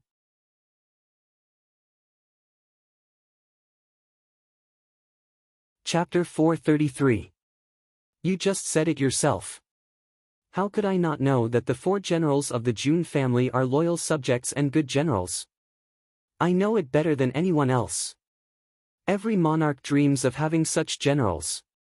But, they can't sleep or eat in peace. I'm no exception. At that time, we had gained the upper hand against the two empires bestowed by the array god, Yu and Tang. We could have killed our way into their capitals as long as I or Jun Wuhui wanted to. The war was already at its last moment. But, I would have given up the opportunity to unify the world at that time. I would have suffered a crushing defeat and hundreds of thousands of casualties. I would have exchanged it for Jun Wuhui and Jun Wu Meng's deaths in order to achieve a balance. Do you think that I didn't feel pain in my heart? Then, I don't understand. Why did you let go of the opportunity to unify the world? Not only did you let it go, but you were also willing to suffer a crushing defeat? Are you crazy? The Empress was really confused this time. Unifying the world. Of course, I want to. I want you to be my wife and my most beloved. That's my biggest dream. But, what would I do if I unify the world at that time? What would I reward them with if I were to unify the world with the June family's strength? The only reward for that kind of achievement was to be bestowed with the title of king. However, the June family would then possess a terrifying number of fiefs. Moreover, they would also possess a sizable private army. In addition, they would also possess an unparalleled influence within the nation. This would be tantamount to creating a formidable opponent out of thin air. In fact, it would be an unrivaled enemy. It would be tantamount to me pushing myself to a dead end. And the June family would immediately rebel if I didn't reward them.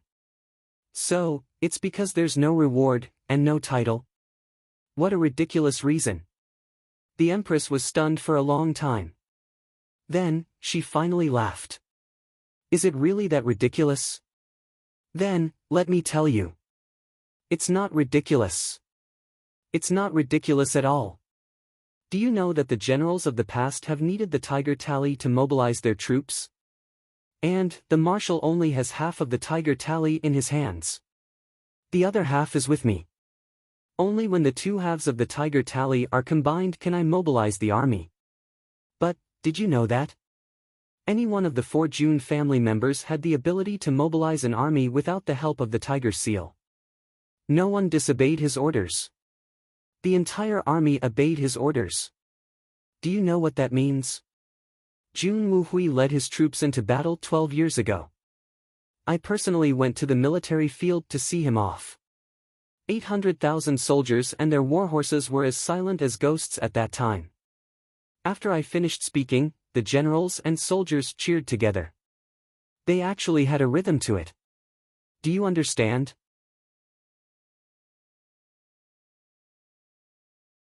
At that time, I had a feeling that if Jun Wuhui had suddenly ordered these 800,000 people to commit mass suicide, then there would have been 800,000 corpses in front of me.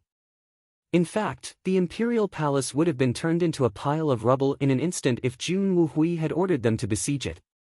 In fact, he wouldn't even have needed to give an order. He would have needed only a simple gesture or a casual glance. And, everything would have become a reality. The Empress sucked in a breath of cold air. She finally understood where the Emperor's misgivings had come from. Jun Wuhui's influence was so huge that it was appalling. It was already very frightening that he could intimidate the Emperor. But, the Emperor's life was in danger. So, he wouldn't rest until he was dead. Do you understand now?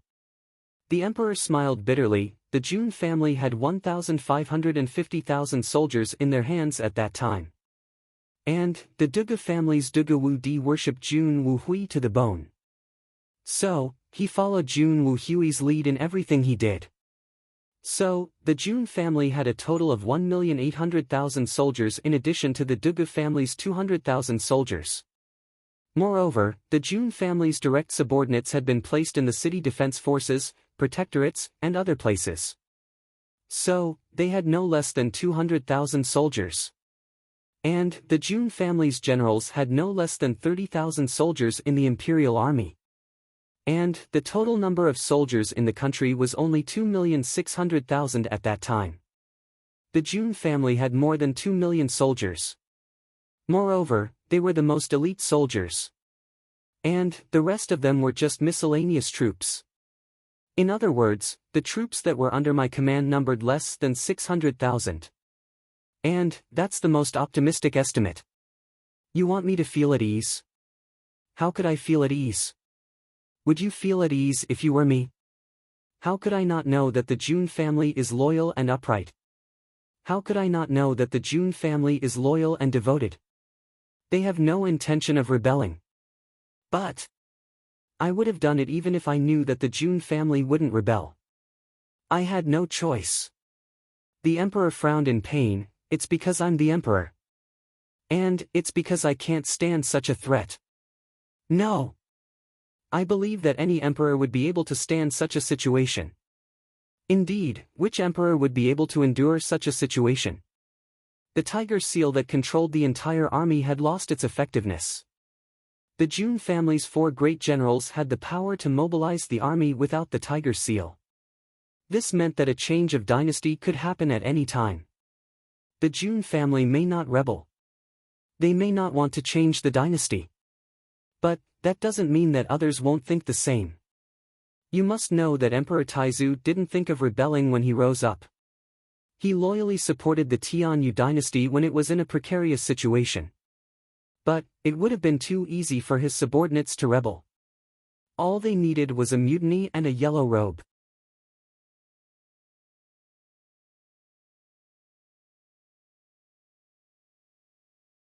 Chapter 434.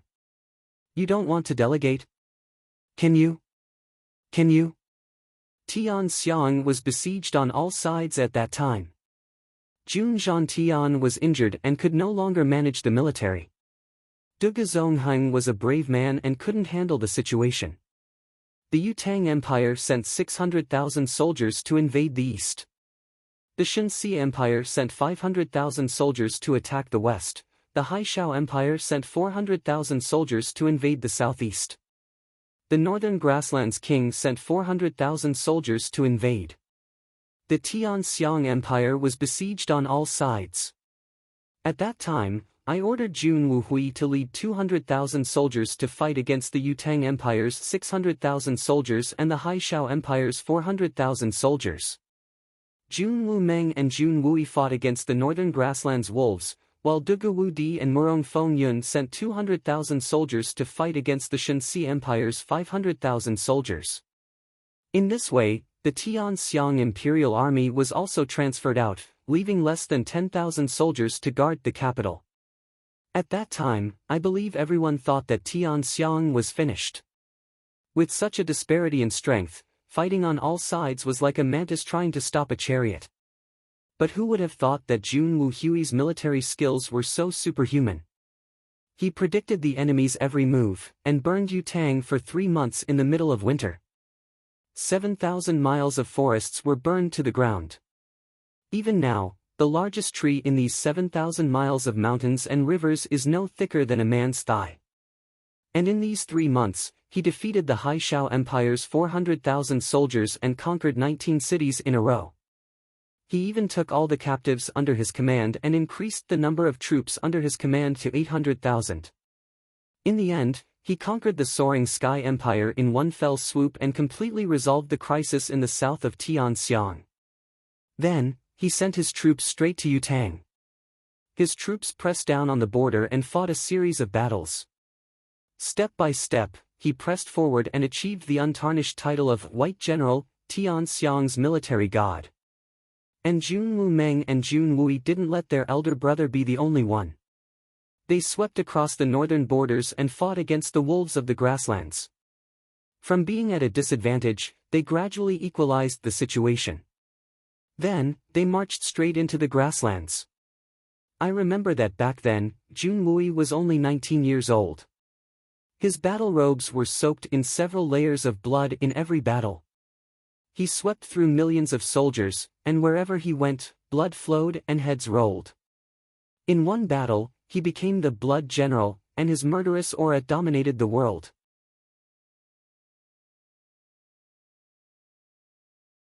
But you plotted against Jun Wuhui, Jun Wumeng, and Jun Wui.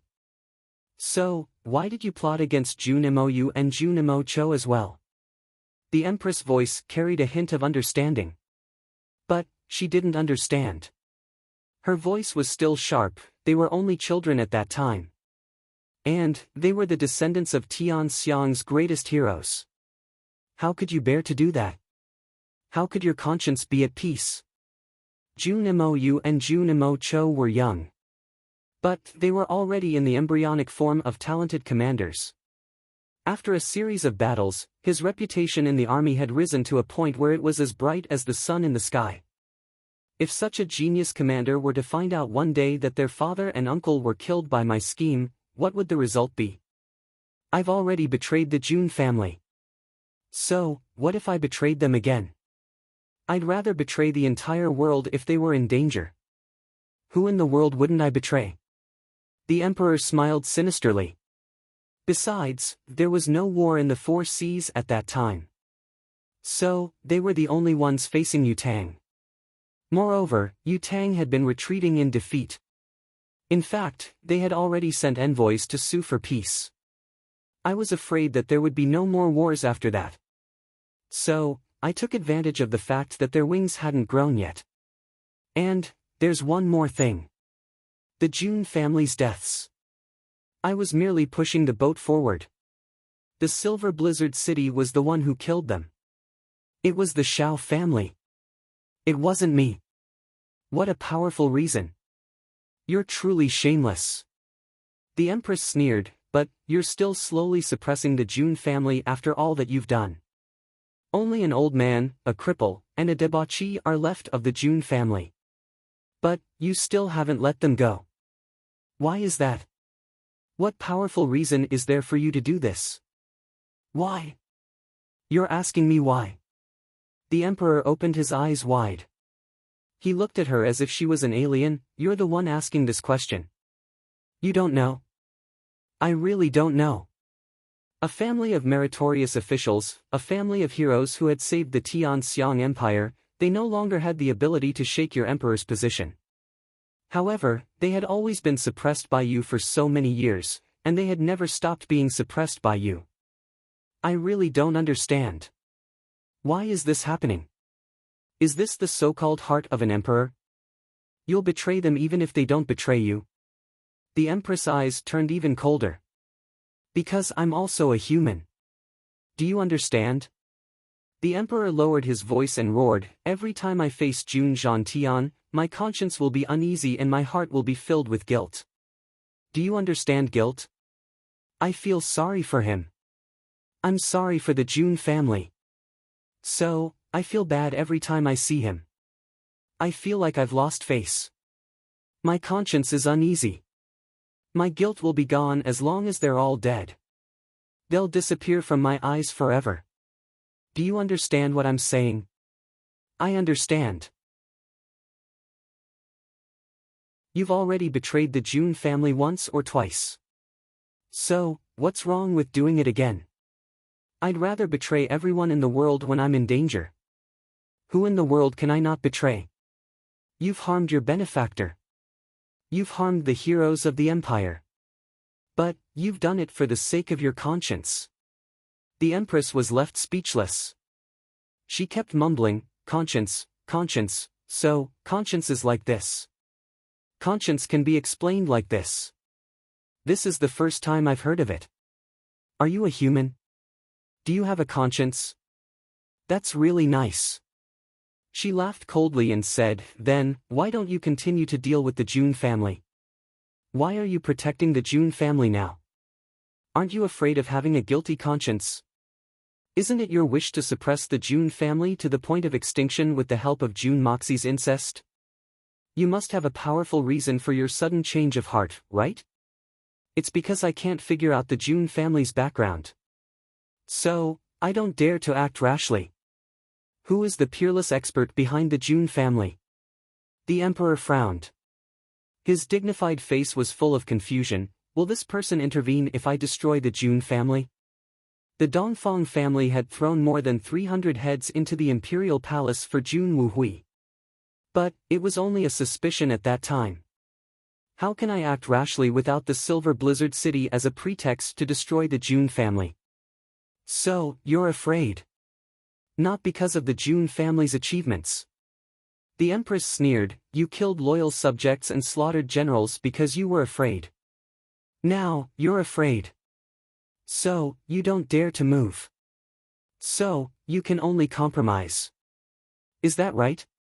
Compromise for the general interest. How is that compromise?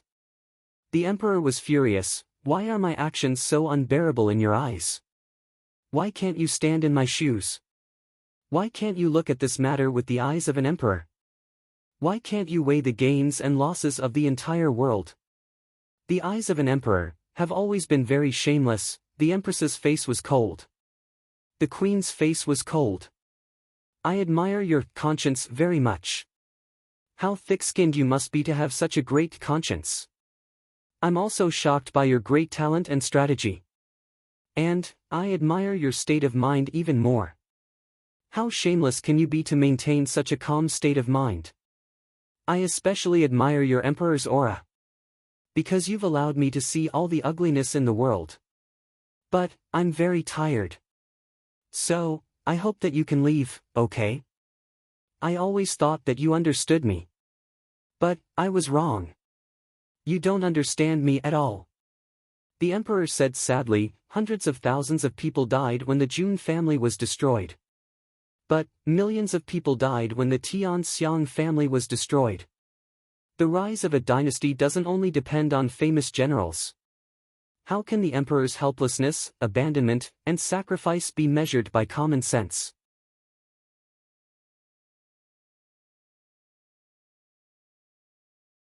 Chapter 435. The empress looked at the ground expressionlessly. Her face was as cold as Lengleng's. She was disheartened. You once said that I'm the person you love the most in this life. You targeted the Yi family for me. You have said that, and at any rate, I believe you have a purpose. But the endless suppression of the Jun family is the result of the dark side of your heart. I'm just a woman. I can't do anything. I can't do anything. Since you dare to say such words to me today, I know that from now on, I will never have the chance to leave the imperial palace, right? The empress quietly raised her head and looked at him calmly. The emperor turned his face away. Otherwise, you wouldn't have said so much in front of me today. I've been going to the Jun family a lot more during this period of time. It's just like how your suspicions have never stopped. But, I'll only warn you of one thing. The empress suddenly raised her head. Her eyes were sharp and cold. Yi Gahan. The emperor's body trembled. He finally understood why the empress had responded to him. It was because Yi Gahan was under the protection of the Jun family. I hope you won't hurt him again. He was already a complete cripple. He has nothing now. In fact, he didn't have anything for a long time. Even the Xian skills he relied on to survive. The empress's voice was hollow. She looked at the magnificent imperial palace. Her eyes were empty and lifeless. But, he still has you. Your heart. The emperor roared in a heart-wrenching manner. My heart has died since 18 years ago. The empress said, I don't mind that my body is dead. Plus, I have your heart with me. The emperor staggered back. A eunuch's report came from outside the door. Your Majesty, there's a letter from Tian Nan. Bring it in. The emperor was silent for a long time. He supported his forehead with his hand. His face was full of defeat and frustration. After a long time, he said in a hoarse voice, Bring it in. His Majesty looked at the intelligence note that was rolled into a thin thread in his hand and slowly unfolded it. He only took a glance and his pupils suddenly contracted. Then, his eyes turned as sharp as an eagle's as he stared at the note, as if it was an irreconcilable enemy. Finally, his hand trembled, and the paper fluttered to the ground. The emperor's two hands were still in the position of unfolding the piece of paper. His eyes were dull and unmoving. His body seemed to have been struck by lightning, and he suddenly felt dizzy. He swayed a few times and almost fell down. Then, he slowly bent down and picked up the note. He read it carefully again and sighed heavily. Then, as if he still couldn't believe it, he moved closer and read it word by word. His stalwart body swayed a few times, and his face suddenly turned deathly pale. The slip of paper was like a yellow leaf drifting in the wind. It left his hand and fell to the ground once again.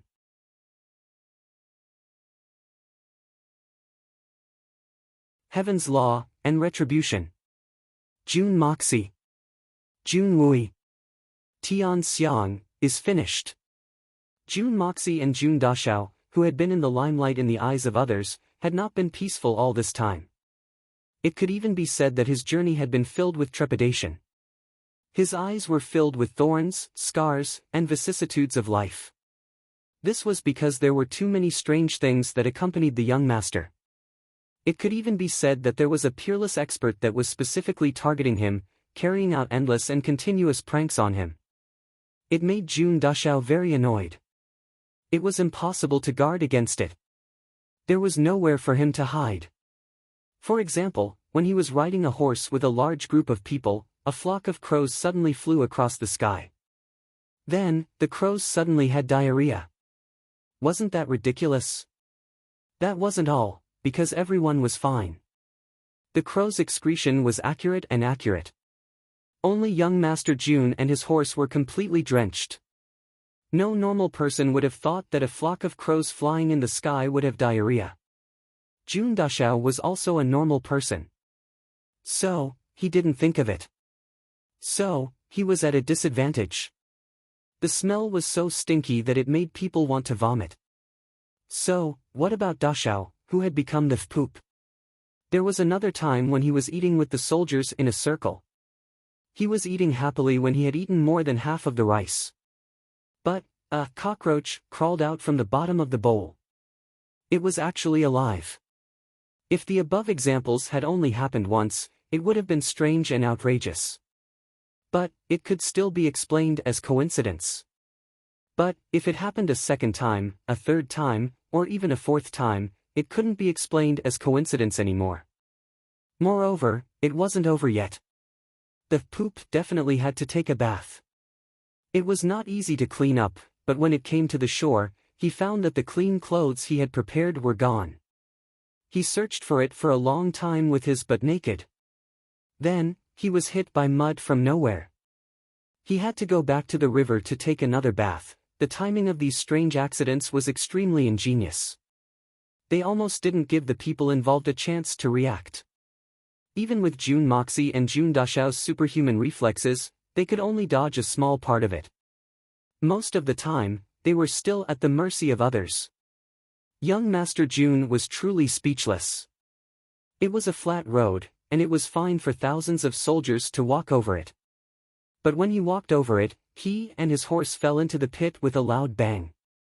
Even if this was a prank, this was too much.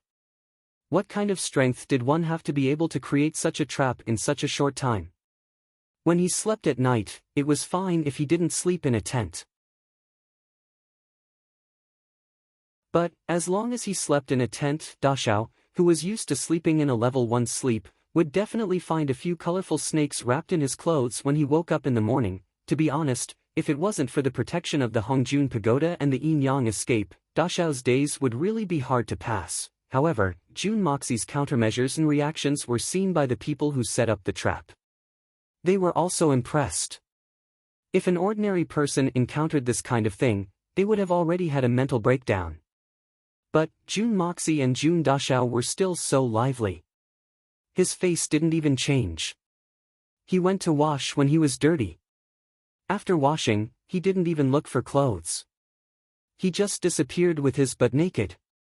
Moreover, no one knew how he disappeared. They scratched their heads and stared at him in bewilderment. Every morning, he didn't eat rice, nor did he eat the big pot of vegetables. Instead, he just roasted snake meat. Moreover, he ate it with relish. Even the group of soldiers also ate their fill. It would be a pity to waste such a fat snake. Qian Sun Serpent Queen saw this. She gritted her teeth.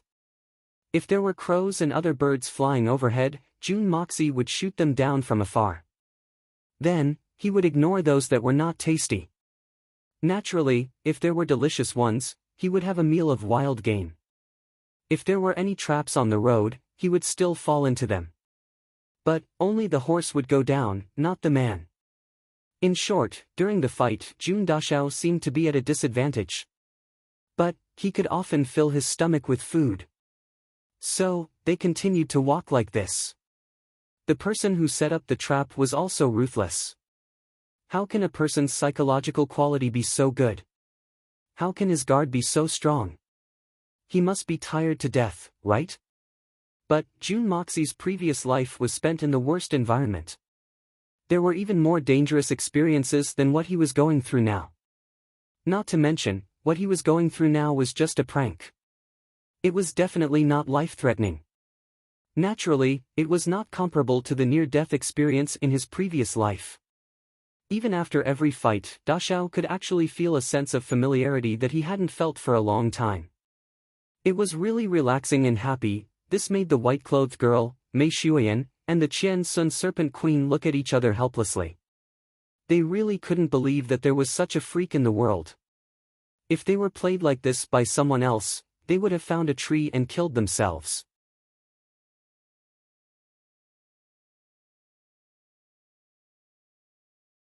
Chapter 436. June Moxie had finally settled most of the Xiao family's matters, and the anger that had been accumulating in his heart for a long time had also been vented. However, the demonic charm on his body had unknowingly thickened as he continued to slaughter. Right now, every movement of his had a kind of demonic charm to it. Coupled with his calm eyes, it seemed extremely contradictory. But this kind of contradiction had instead added an indescribable demonic charm to him. That was the unique charm of the previous evil monarch, looking askance at the world, looking disdainfully at all living beings. White is also an eye. Green is also an eye. Dugu Xiaoyi looked at June Moxie's eyes, becoming more and more blurred, especially in the recent period after the battle with the Xiao family. June Moxie rarely went to the women's territory, often disappearing without a shadow. Although Guan Qinghan was still able to keep her composure, Dugu Xiaoyi really couldn't bear it, often running around looking for Da Xiao. Of course, her efforts didn't have the slightest effect. Because during this period of time, June Moxie really came and went like a ghost, rarely staying outside. Most of the time he stayed in the Hongjun Pagoda, wholeheartedly cultivating, improving his own cultivation. Fist is the hard truth, especially in this world.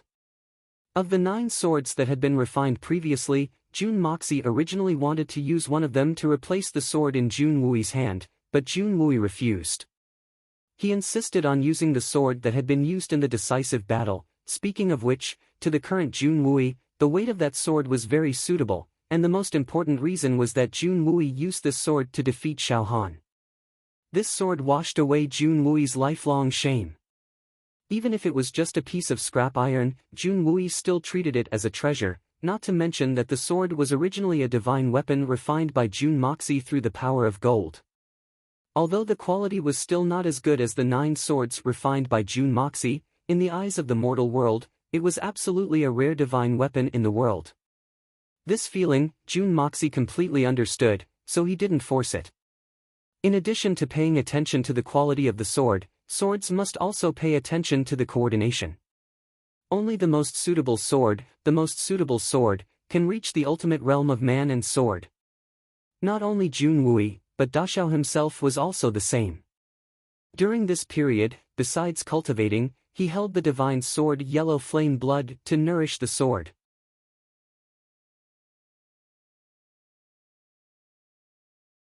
In the face of the coming turbulence, he looked down on the common people, and looked down upon the world. He was ready to slaughter without mercy, and madly sweep. At this moment, the murderous aura pierced through Tianxiang City. All the soldiers around June Moxie suddenly felt an abnormally huge and terrifying aura suddenly attacking them. By the time they realized what was happening, they had unknowingly left June Moxie's side, and the surrounding 10 feet around them had become an empty space. Even these soldiers and iron-blooded men, at this moment, found it difficult to resist the sharp murderous aura of the evil monarch. At this moment the unfathomable Mei Shuyan also opened her eyes in astonishment. She looked at the man and the sword, and frowned slightly. Others might not think too much about it, but in the eyes of a peerless expert like her, she could clearly feel that the man and the sword in front of her had their own imposing manner, and each had their own prestige. One man and one sword had unexpectedly become her 2 great enemies, and could pose a considerable threat to her. How could this be? At best, that is only a sword. No matter how special the material is, or how sharp it is still an inanimate object. Why is it giving me such a strange feeling? In fact, that sword is even more dangerous than June Moxie's. 30 miles away from Tianxiang City, the army had set up camp. This was the usual practice. When the general who led the troops outside returned to the capital, the army must not enter the city at the same time. Only after receiving the order, the general who led the troops would enter the city first, and then the army would return to their original encampment. Jun Moxie rode forward, and arrived at the front of the army. With a cha sound, the metal flagpole on the carriage next to him suddenly issued a strange sound, and the big flag fluttered down. Then, with a whoosh sound, the flagpole seemed to have grown by more than half out of thin air. It was as if a sharp sword had pierced the sky. This kind of strange and unusual thing naturally made everyone who saw it dumbfounded. But under the oppressive aura of Jun Moxie's body, no one dared to ask why. At this moment, Jun Moxie was like a volcano that had been silent for thousands of years, and was about to erupt. Suddenly, a horn sounded from the Tianxiang City side, and the drawbridge was slowly lowered. Then, a group of people galloped out on their horses, and welcomed them with thunderous hoofs. At the same time, two huge banners suddenly hung down from the top of the Tianxiang city walls, one on the left, and one on the right. The one on the left read, Divine Blood-Robed Might. The one on the right read, Triumphant Return from Tiannan City. Following behind that group of people, another orderly team slowly came out. This was the official ceremony to welcome the return of the hero. The first group of people who had rushed out were getting closer and closer, and the sound of their hooves was like thunder. Their speed didn't slow down, and instead seemed to be getting faster and faster. Great General Jun Wui couldn't help but laugh as he saw this. It's been a long time, Dugu Wudi. Jun Wui's trip to the southern heaven region this time was a suicidal one. Now that he had returned safe and sound and was able to see his old friend again, he was very happy. With a satisfied smile on his face, he was about to welcome them when he suddenly realized that something was wrong. He couldn't help but be startled and reined in his horse. The newcomer was none other than General Dugu Wudi of the Dugu family, with his 2 sons and 2 nephews. As he galloped on his horse, he got closer and closer. General Dugu's hedgehog-like beard grew even more curly, and his eyes were as round as copper bells, as if they were about to spit fire. Before he arrived, and before his horse had even stopped, he let out a thunderous roar. Dugu Chung, Dugu Shang, Dugu Qian, you 3 little bastards, hurry up and get out here. A thunderous roar resounded. Also, Dugu Xiaoyi, you bastard girl, get your ass out here as well. Arg! You're infuriating me to death. It was clear that General Dugu was very angry. In fact, he was unable to restrain his anger. The 7 brothers of the Dugu family had followed Jun Wui on his expedition to the south, Dugu Chung, Dugu Shang, and Dugu Qian. Dugu Wudi's loud roar had nearly scared the souls out of these 3 men's bodies. The 3 brothers' wishful thinking had been very good. After all, they had entered the city and handed over the order. Then, they would immediately rush out of the city and rush to the western frontier. They would seek refuge with their father and their uncle. In any case, they wouldn't be able to return home. They would certainly be skinned alive if they returned home. However, they hadn't expected that Dugu Wudi would come here to capture them. This was too urgent. The 3 men looked at each other in dismay. They trembled as they saw the fear in each other's eyes. After dilly-dallying for a long time, seeing that he really couldn't avoid it, he walked out dejectedly. He was like a defeated soldier who had lost a battle, and his entire body was filled with a kind of miserable feeling that he was at the mercy of others. I'll kill you 3 bastards. Dugu Wudi glared at them. He panted heavily as he raised his horsewhip.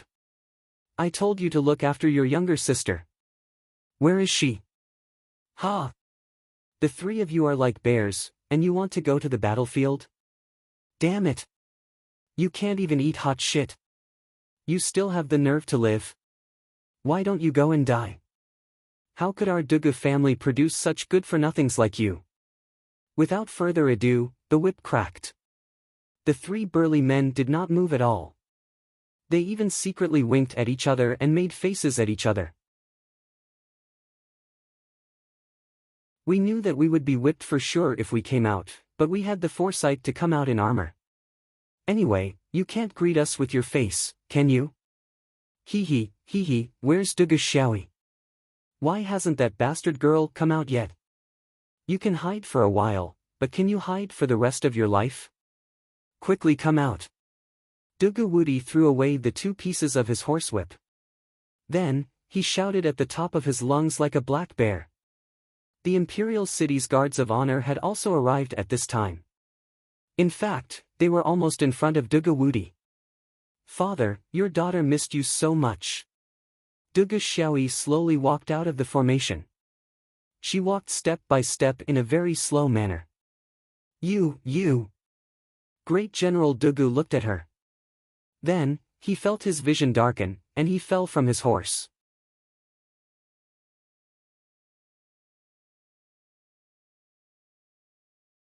Chapter 437.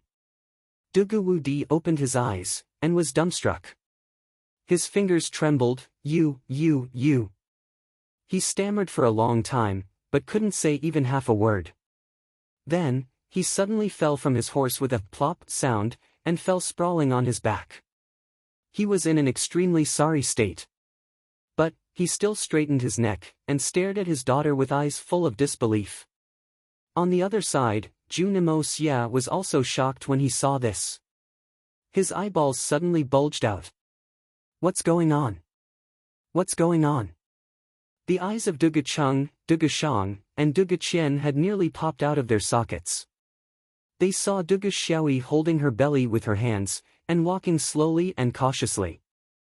Her figure was abnormally bloated, and she looked like a pregnant woman who was about to give birth. She was walking with great difficulty.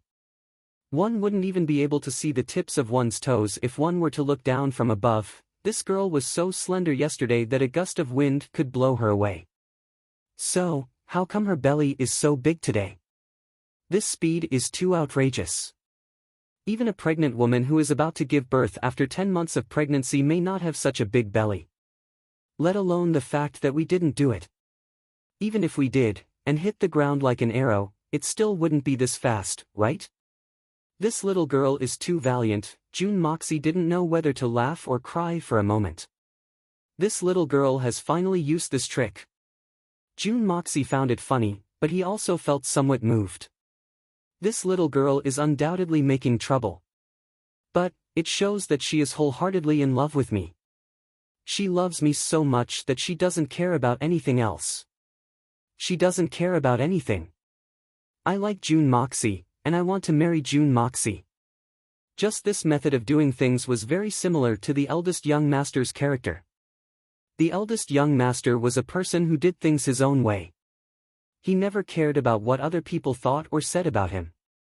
On the other hand, the little lass disregarded everything else for the sake of the person she loved the most. Even though the two of them weren't exactly the same, there were similarities. One could imagine what the little girl was going to endure if she had to come out in front of the Tianxiang city's army. As a descendant of a great family and the only girl in the 3rd generation of the Duga family, how important was her reputation? The little girl was not stupid, and it was not that she had not thought of the consequences, but she still resolutely did it. Although it was a little ridiculous, but it showed that he was determined to bear the attack of the rumors and public opinion of Tianxiang. This ridiculous action was tantamount to saying to June Moxie, "No matter what you suffer, I will be with you. You will not be lonely, you will definitely not be lonely. Because you still have me." The corners of June Moxie's cold and callous lips suddenly turned gentle. His heartstrings had been tugged at by this silly and naive little girl, Duga Xiaoyi. Such deep love for such a little girl. What else can you do to her? Xiaoyi, you. I'm a sinner. What the fuck is this? Duga Wudi banged his head on the ground with a bang sound. He was a dignified great general of a country, but tears were flowing down his face. He called out to the heavens, but there was no response. Father, don't be like this. Duga Xiaoyi suddenly became anxious. She had forgotten that she was pregnant and started to run towards her father. The little girl's cultivation wasn't bad. So, she would naturally be able to cover these 2 steps in the blink of an eye. Stop! You, don't move! Oh my, you silly girl, you're courting death. Dugu turned pale with fright. He jumped up, and didn't care about his grief. He spread out his hands, and nervously said, Don't mess with the baby. Ah. Dugu Xiaoyi suddenly realized that this was a special period for her. So, she couldn't run and jump around recklessly. She stopped running, and carefully held her belly with both hands for fear that she might fall. She leaned back, and swayed like a penguin as she walked over. Then, she said in a sweet voice, Father, don't be angry. This daughter is unfilial. But I'm going to be a mother, and you're going to be a grandfather. You should be happy, you shouldn't be angry. I'm not angry. I'm not angry. I should be happy. I should be happy, huff. Dugu Wudi panted heavily. He was so angry that his eyes had turned blue. He anxiously hammered his chest, and suppressed the anger that was on the verge of erupting. Then, he pointed his finger at his daughter's belly. His voice was somewhat fierce, but there was also a trace of excitement in it. Whose? Great General Dugu was the father of several children. Moreover, he was used to seeing pregnant women. So, he shouldn't have been so ignorant. The little girl had only been away from home for a few months. So, it was impossible for her to have such a big body. However, the great general had been preoccupied with the idea that his daughter had been taken by someone else. What? Whose? Dugu Xiaoyi was stunned. Her big eyes opened wide as she asked. Dugu Wudi almost vomited blood. He trembled as he looked at Dugu Xiaoyi. Then, he roared, I'm asking who's the baby inside. Inside where? Oh, this. Dugu Xiaoyi shyly lowered her head and said in a low voice, Who else could it be apart from elder brother Mo Xie? Huff. Dugu Wudi gasped for breath. He had been prepared for this. But, he still felt as if his precious daughter had suddenly appeared in front of him with such a big belly. So, he suddenly clenched his teeth, and roared towards the sky, Jun Mo Xie. I will castrate you. Jun Mo Xie shivered in the middle of the team. What? Castrate me?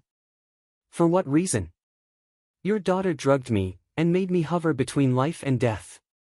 But, you still want to castrate me? Is there any justice in this world? Father, what are you saying? Dugu Xiaoyi stamped her little feet. Her face was red as she covered her ears with her hands. The little girl didn't know much about the matters between men and women.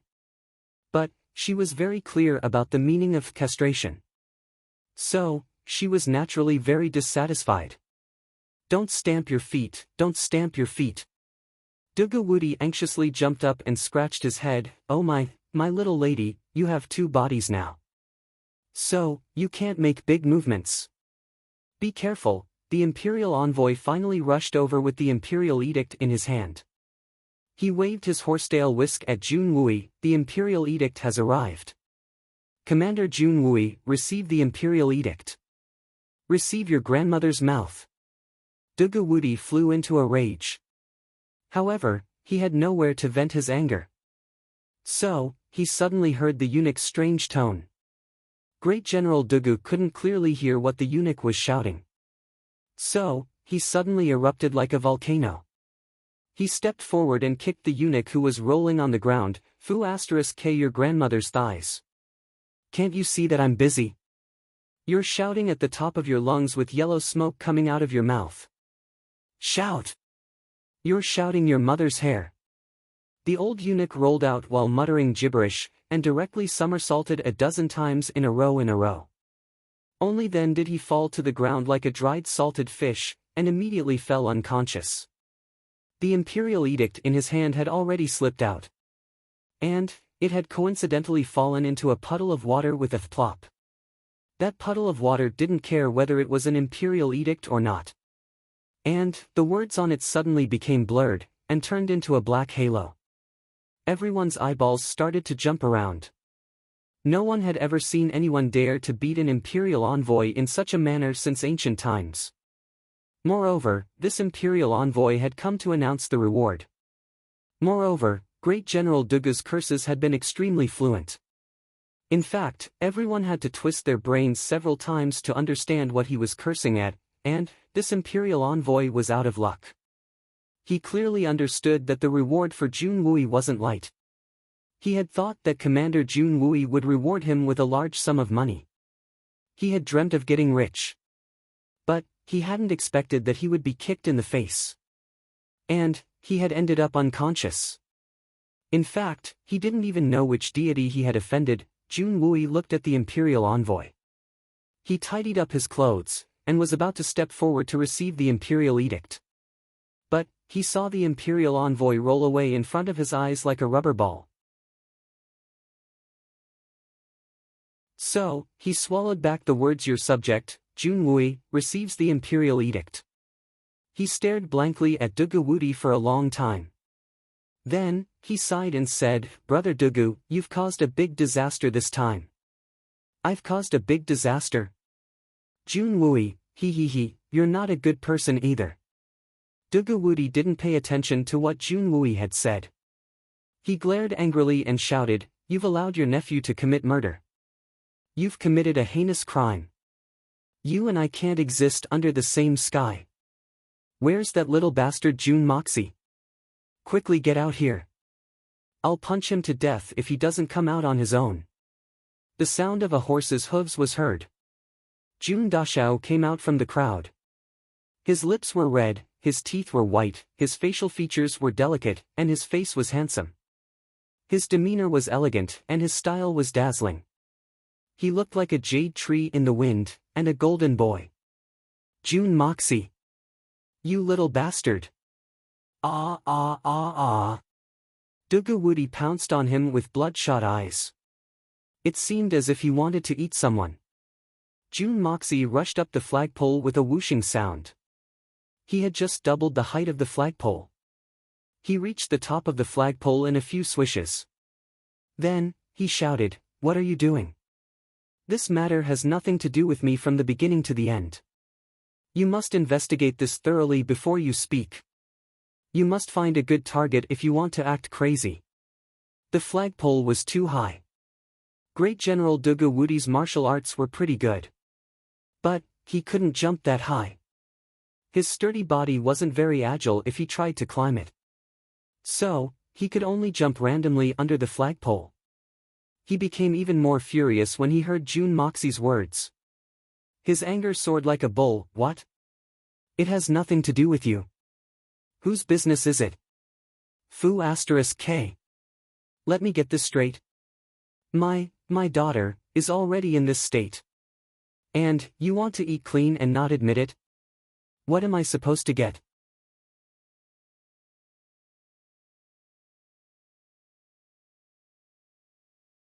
Chapter 438. Great General Dugu was angry, but he still had some sense of propriety. Otherwise, it wouldn't have been difficult for him to forcibly break the flagpole with his innate divine strength. Dugu Wudi's words were fierce, but he had no choice but to acknowledge his daughter's lifelong happiness. So, he had no choice but to admit it. "Father." Dugu Xiaoyi wiped her tears and jumped up high. How can you be like this, your daughter? I won't have the face to see anyone if you continue to cause trouble like this. I don't want to live anymore, boo-hoo." Dugu Wudi jumped up in fright, and hastily let go of the flagpole. His face was aggrieved and nervous. Good Xiao-yi, don't move, don't hurt my dear grandson. You don't know how angry you are right now." Dugu Xiaoyi's face turned red. She twisted her waist and angrily said, "You still haven't let him down. He's so high, what if he falls and breaks?" Dugu Wudi rolled his eyes. This brat's cultivation is at least at Shenxian's level. How could he possibly fall and break? He hatefully said, "It's good that he's broken. You come home with me first." The great general also knew what was good and what was bad. He thought, considering the Jun family's little thief's current strength, even the Dugu family wouldn't be able to shake him. This is a man who could fight for Shenxians by himself. He has climbed to the top of the flagpole, and hasn't gone against me. This is giving me enough face. My daughter is pregnant with his flesh and blood. But, I can't provoke her. I'll go home first. But, Dugu Wudi had a headache when he thought of the storm he would have to face once he returned home. His mind was racing, and he rolled his eyes. Then, he pointed his horsewhip, "Hurry up and bring that palanquin over. Hurry up." This palanquin belonged to the imperial envoy who had come to announce the imperial edict. And, Dugu Wudi had brought it over as a matter of course. Jun Moxie took advantage of this time to slip down from the flagpole. He wiped the cold sweat off his forehead. The Dugu family was full of troublemakers. They were really too tough. However, he couldn't make things difficult for Dugu Xiaoyi for the sake of Dugu Wudi. Dugu Xiaoyi had already done everything she could. Was he, a man, supposed to dawdle and pretend to be reserved? Now that things had come to this, he had to marry her, even if he didn't want to. Otherwise, the Jun family and the Dugu family would completely break off their relationship. In fact, the Dugu family wouldn't be able to solve this problem for generations to come. It had to be said that although the little lass had put a lot of thought into this move, it was also extremely cruel. As a result, the two great families had no way out and no way to mediate. Even if she went home and found out that the pregnancy was fake, after doing it in front of so many people, the fake was real. This time, the little lass had made up her mind. Even Jun Moxie had made up his mind. Damn it, wasn't it just marrying another wife? Don't tell me that I don't have the capital. The little lass was still young, but she was a beauty. Moreover, she was passionately devoted to me. So, I wouldn't suffer a loss no matter what. Damn it, I'll just raise her up. Jun Moxie fiercely snorted twice. He looked at Dugu Xiaoyi's belly with malicious intentions. He didn't know what it was being propped up by. He secretly swore in his heart, Big Brother will make her bulge up one day. What are you guys doing here? Dugu Wudi turned his head, and realized that the people carrying the palanquin were dressed like people from the imperial palace. He opened his eyes wide, and then realized, oh, you're here to issue an imperial edict, right? Hurry up. This general is using a palanquin. You don't mind, right? Everyone looked at each other in dismay. Black lines appeared on their foreheads. The eunuch who issued the imperial edict had been knocked unconscious by you. And now, you're doing this again, ah. General Dugu finally understood what had happened after the explanation. He ran over, and bent down to look at the unconscious old eunuch. He couldn't help but frown bitterly. This guy can't bear to push and pull, this general only casually pushed him. How did he become like this? What should we do? Everyone was left speechless. You're the one who caused this trouble. How can you ask someone else? Can't bear to push and pull, how many people in the Tianxiang Empire can withstand your push? Forget it, I don't care. Third brother Jun, you go back and ask His Majesty about the reward. Then, you take the reward home. I reckon that the reward will be a lot. Remember to invite me for a drink later. We'll drink your family's special wine. It's the kind that costs 10,000 gold. As for my side, I'll go back and look for my old man to settle this matter. You should also help your old man to say a few words to me. Don't let me get beaten. Well, that's all. I'll go first. Dugu Wudi casually said this. Then, he invited his daughter into the palanquin as if he was serving his great-grandmother. Then, he cracked his horsewhip and fiercely glared at Jun Moxie, I'll look for you to settle accounts later. Don't forget to bring me a few jars of wine when you get home. You motherfew asterisk cur. You don't know how to read the situation. Go! He clamped his legs, and the horse neighed as it galloped away like the wind. He's calling himself my father-in-law now. The rest of the people looked at each other in dismay. After all, everyone was familiar with this guy's conduct. So, they didn't find it strange at all. So, they sighed and waved their hands. Then, they walked towards the city gate. They hadn't even reached the city gate when they suddenly heard a commotion from inside. Then, a group of people dressed like Confucian scholars rushed out one after another. Their faces were full of disdain, and their eyes were full of disdain. They were led by several people who had been fiercely insulted by Jun Moxie at the Scholarly Autumn Festival.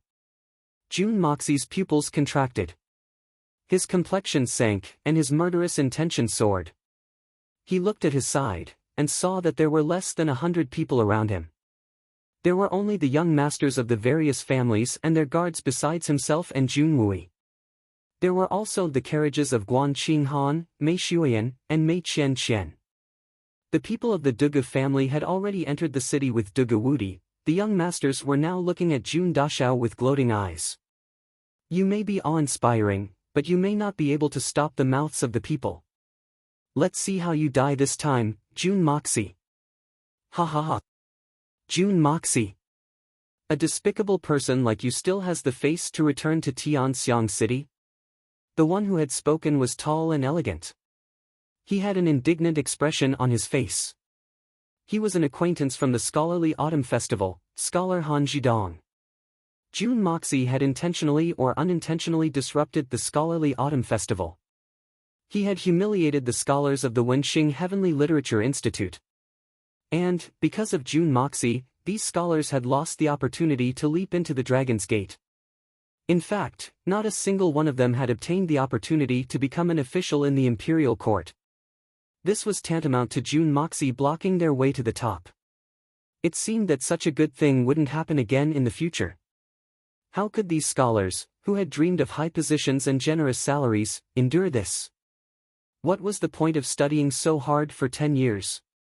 What was the point of studying so hard at a young age? What was the point of learning martial arts and literature? However, Jun Moxie had allowed this batch of goods to rot in his hands. In fact, he hadn't been able to sell them. This was a heinous crime. Heinous beyond redemption. Jun Mo Xia had created a rare scandal at this time. So, how could the other scholars not throw stones at him when he was down? They wanted Jun Moxie to pay the heaviest price. Even if you, Jun Moxie, are thick-skinned enough to endure it, I don't believe that your sister-in-law is as thick-skinned. I'll curse you to death. Even if I can't curse you to death, the people's saliva will drown you to death. Therefore, the scholars tried their best to incite those who knew the truth and those who didn't. Everyone swarmed to the city gates. You want to enter the city? Fine. Enter through our spittle. I heard that Jun Moxie's sister-in-law is also in the group. Humph, this time, she'll be embarrassed to death.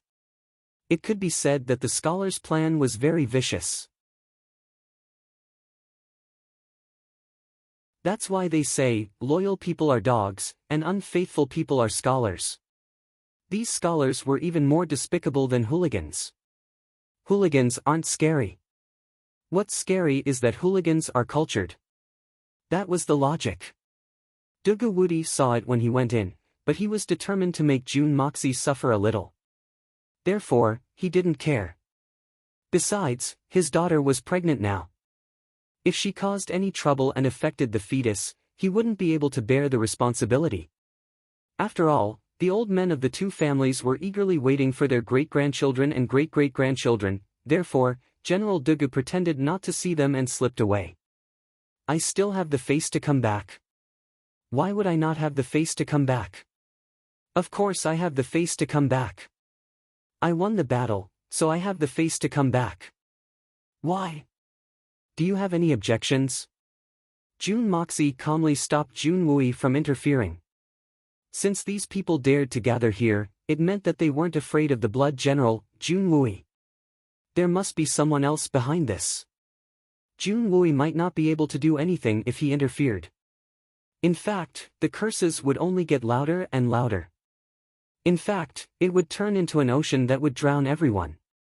At such a time, He could only use extreme methods and extreme bloodshed to suppress it, so that no one in this 1,000-year-old city would dare to cough. Only then would he be able to suppress it forever. Rumors? Humph. June Moxie smiled grimly in his heart. I really don't understand. Could rumors be more threatening than knives? What do you mean by being condemned by the masses? In my opinion, being forced to death by rumors is a coward. In my hands, I will kill so many people that no one dares to speak against rumors. Whoever dares to speak will die. Let's see how many people aren't afraid of death. At most, I will slaughter everyone in the world. June Moxie, you are truly shameless. You even dare to boast like this. You are filthy, immoral, unscrupulous, and shameless. You are an adulterer, and everyone has the right to punish you. These words were spoken in an unusually sharp and indifferent manner. It was hard to hear. Guan Qinghan could hear it clearly from inside the carriage. She couldn't help but turn pale even though she was mentally prepared.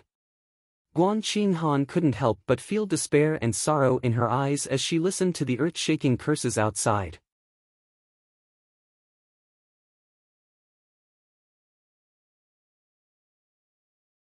Chapter 439. The corners of Mei Shuiyan's mouth twitched. She didn't know why she had suddenly become so angry. In fact, she wanted to get out of the carriage and trample these ants into meat paste. What are these people? They can disappear with a puff of air. And they dare to clamor in front of the powerhouses of the present age? Could it be that I don't understand the world? The one who had spoken this sentence was another gifted scholar. He had also shown his face at the gifted scholars' banquet, Qin Qiushi. His face was filled with awe-inspiring righteousness, and he had the air of a righteous protector. Ah, I remember you. You're called Qin Qiushi, right? Ah, diligent begging for shit, that's the name your father gave you. Of course, I don't understand the meaning behind it. In fact, I don't know whether it's to make you diligent begging for shit or to become an official. June Moxie smiled as he looked at him. His eyes were as cold as ice. I only want to ask you. You've listed these crimes against me. But, where did they come from? On what basis? Where did they come from? On what basis? June Moxie, you're still pretending to be ignorant even at this moment. The dirty things you and your sister-in-law have done, the shameless shady business. Do you think you can hide it from the world? You adulterers and adulterers live together. Why are you pretending to be innocent? Even if you are the grandson of a duke, a direct descendant of a noble family, you cannot hide the true nature of your licentious and shameless nature. Qin Qiushi was so angry that his face turned ashen, pointing his finger and cursing. Ah, you're filled with righteous indignation. Very good. Is there anything else you want to add? June Moxie picked his ears. June Moxie, don't tell me that Brother Qin's words aren't enough to make you feel ashamed. Another gifted scholar stood up and looked at June Moxie with resentment. You're the son of a high-ranking official, and the descendant of a duke. You've been living a life of luxury, glory, splendor, and wealth. You've been blessed by the emperor. It can be said that you're already standing at the peak of Tianxiang. But, you've done such shameless things. Are you trying to ruin the customs of my Tianxiang? Do you know that because of you, our Tianxiang Empire has become the laughingstock of the surrounding countries? If you had even the slightest bit of conscience, you would have killed yourself out of shame. And now, you've appeared in front of the Tianxiang city's gates in broad daylight. And, you've even put on an innocent face. You're truly shameless. June Moxie, how can you be so shameless? This scholar's name was Yen Feng, and he was also an acquaintance. June Moxie finally saw it. It seems like the Wenxing Heavenly Institute wants to fight to the death with me. Since that's the case, I'll give you another painful lesson. Encouraged by these words, the huge crowd behind them started to shout, "Adulterers and adulterers, they deserve to die. Hurry up and die. So I have committed such a heinous crime." June Moxie giggled and asked Yen Feng, even if I'm shameless, what does this have to do with you? Why did you stand out? Rebels and traitors, adulterers and prostitutes, everyone has the right to punish them. Why can't I stand out? I may not be as strong as you, and I may not be as strong as you. But, our Wenxing Heavenly Institute still has an awe-inspiring righteousness. It's enough to make an evil thief like you feel ashamed and unable to show his face. Return peace to the world. Yen Feng shouted loudly, and his face was full of righteousness. Well said. We may not have anything, but we still have an awe-inspiring righteousness. We must return peace to the world. The group of scholars cheered loudly. Everyone's faces had turned red with excitement. Jun Mo Xia looked at the increasingly heated atmosphere in front of him with pity. He could only feel an extremely tyrannical aura rising in his heart, filling his heart. Awe-inspiring righteousness, ha ha ha. Jun Mo Xia suddenly burst into laughter. What a good awe-inspiring righteousness. Your so-called awe-inspiring righteousness is to place yourself at the highest point of morality, and then criticize others for their mistakes, right? Your so-called awe-inspiring righteousness is used to control other people's feelings. Your marriage under the awe-inspiring righteousness is based on the words of the parents and the words of the matchmaker. Your awe-inspiring righteousness is trying to force an innocent girl into a dead end. Hearing the words innocent girl, Han Zhidong, Qin Qiushi, Yen Feng, and the other scholars' eyes finally flashed with a trace of panic and guilt. In Jun Moxie's eyes, he understood that these people knew the inside story. They clearly knew that Guan Qinghan was innocent, and had only been caught in the crossfire. But, they still came to stir up trouble. Jun Moxie's murderous intent surged once again. I know your true purpose. You only came because I ruined the Golden Scholarly Scholar Feast, and blocked your path to promotion. So, you want to take revenge now? Hee hee, I'm right, right? Jun Moxie's eyes were ice cold. So what? Jun Moxie, speaking of this matter, you are guilty of the most heinous crimes. The scholars didn't feel ashamed when their true thoughts were revealed. Instead, they became bold and confident. Yen Feng angrily said, Jun Moxie, you only moved your lips, and you blocked the path of the 5,000 scholars of the Wenxing Heavenly Literature Institute. Do you still have the slightest bit of conscience? We've studied hard from dawn to dusk, and our only hope is to do something for the country and the people. But you, a treacherous and arrogant person, are so despicable that you've destroyed the decades of hard work of 5,000 students in one day. From then on, you would be mediocre, and your bright future would be ruined. Don't tell me that you shouldn't go on an expedition. Don't you feel guilty? Today, you're going against the grain. You're using your uncle to bully your sister-in-law. You're an adulterer, and you're hooking up with others. You're guilty of 1,000 crimes, and your stench has spread throughout the world. You brought this upon yourself, and you can't live.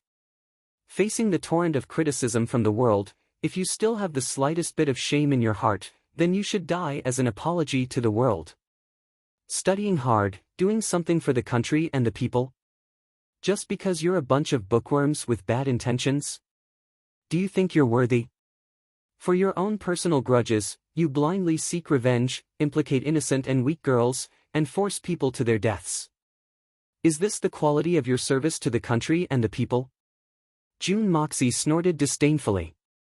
Let me tell you, if you want to do something for the country and the people, then you must first correct your own conscience. If your heart isn't right, then you're just a corrupt official. For such people, even if they study hard for a lifetime, they'll still be a pile of sh*t. Jun Moxie said sharply. As for mediocre food, there's no need for that. I can point out a way for you to make a living, and I can guarantee that you'll be rolling in money.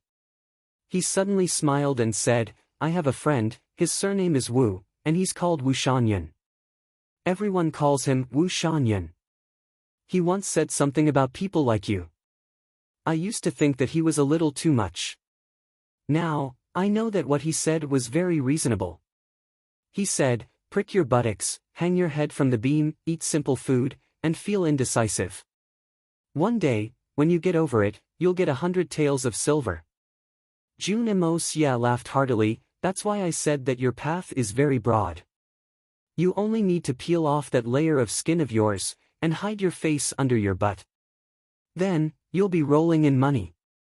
Although this path isn't very open at the moment, but the nobles of the various countries have already started to indulge in debauchery. And, this is especially true for famous scholars like you. So, the market is very big, June Moxie. You're insulting us. The few scholars hollered angrily. Only someone with a filthy heart like yours would think about such things. You're a disgrace to the culture, and you're guilty of the most heinous crimes. You're really a pervert. Pervert? Your granny, do you really think that you're of the upper class? Your methods, your dirty intentions, and you still dare to say that I'm pervert? June Moxie's anger suddenly rose. I'm not in the mood to argue about the truth of this matter. I believe that all of you know the inside story. You don't need to deny it. Even if you really don't know, I have no obligation to explain to you. In my eyes, you're a bunch of dog sh*t. A bunch of complete and utter degenerates. Scholars? You're fucking scholars. A bunch of people selling their buttocks. I feel that you're filthy just by looking at you. Thousands of people started shouting and cursing at the same time. In an instant, the scholars' vulgarities were even worse than those in the marketplace. They were angered by June Moxie. They were already furious, and now it was even harder to contain. Guan Qinghan, who was in the carriage, was trembling uncontrollably. She lowered her head and buried her face in her palms. Her shoulders were shaking uncontrollably. June Mo Xia roared and suddenly stood up from his horse's back. Since you can be so ruthless, implicating the innocent, and still act so righteously, then don't blame me for being ruthless. Do you really think that I won't dare to do the same thing?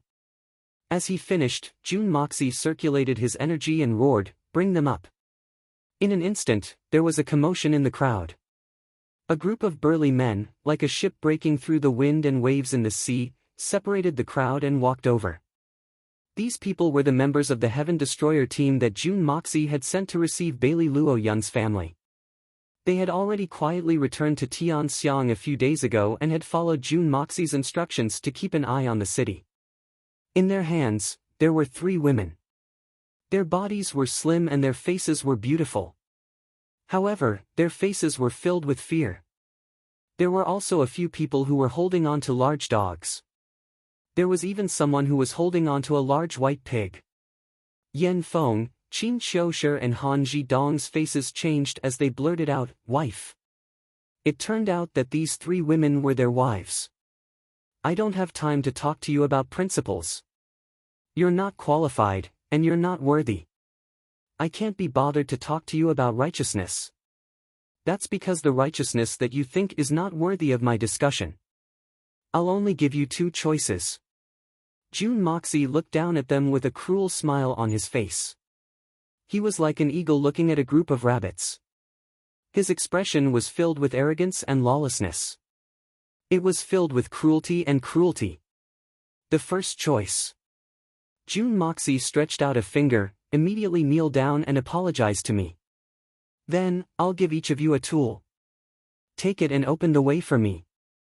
Shout, "The 3rd young Master June is great. The 3rd young Master June is noble. The 3rd young Master June is the best. We welcome the 3rd young Master June back to Tianxiang."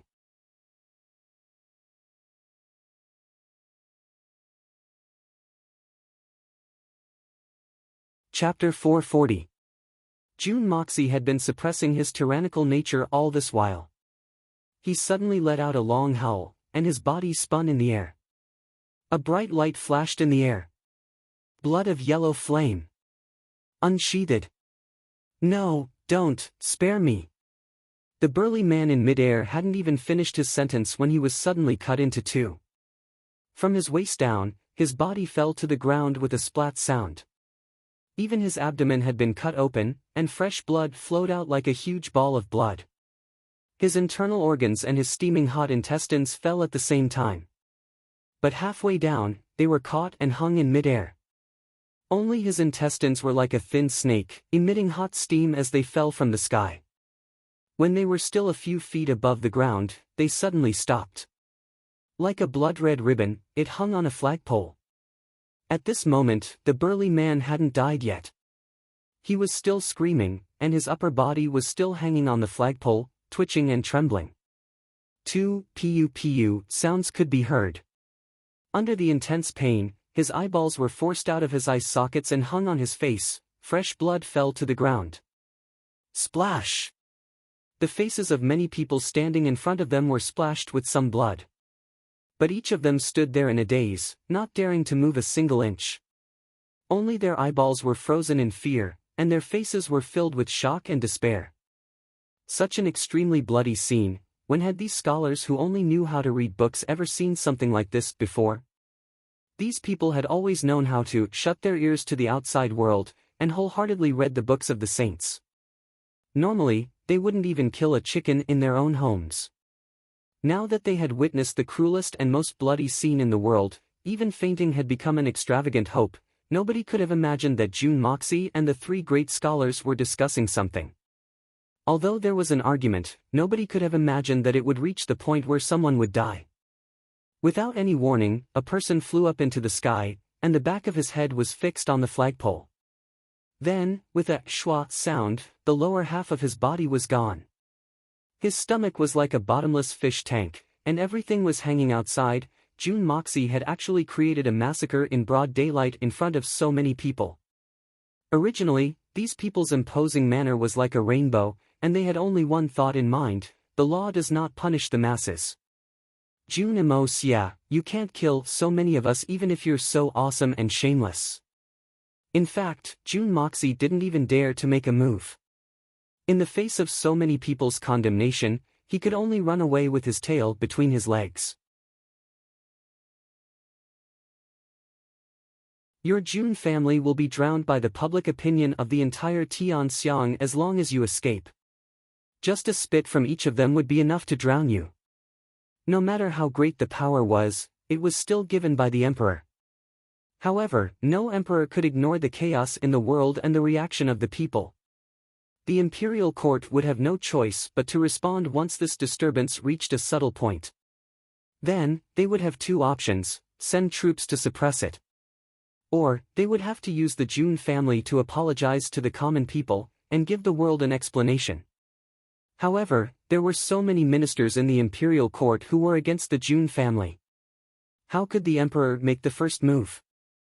They could only use the banner of the heavens to comply with the will of the people, and sacrifice the June family.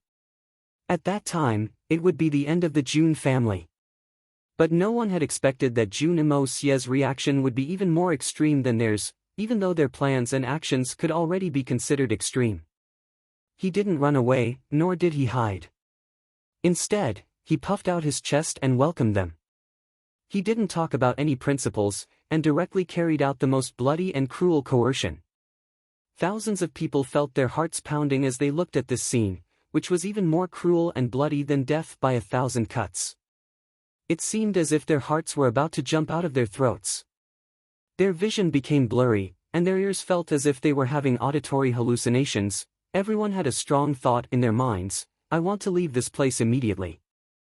I don't care if the June family is innocent or not. I don't care who wins or loses in this struggle. I don't care what others think or do. In any case, I don't care about this matter. It has nothing to do with me. It's too scary, ha ha ha. You would rather die a horrible death to stay innocent? Where is your innocence? You've already died a horrible death. But where is the innocence you left? How come I don't see it? June Moxie smiled cruelly. He looked at the pile of blood from afar and sneered, only see a pile of rotten meat.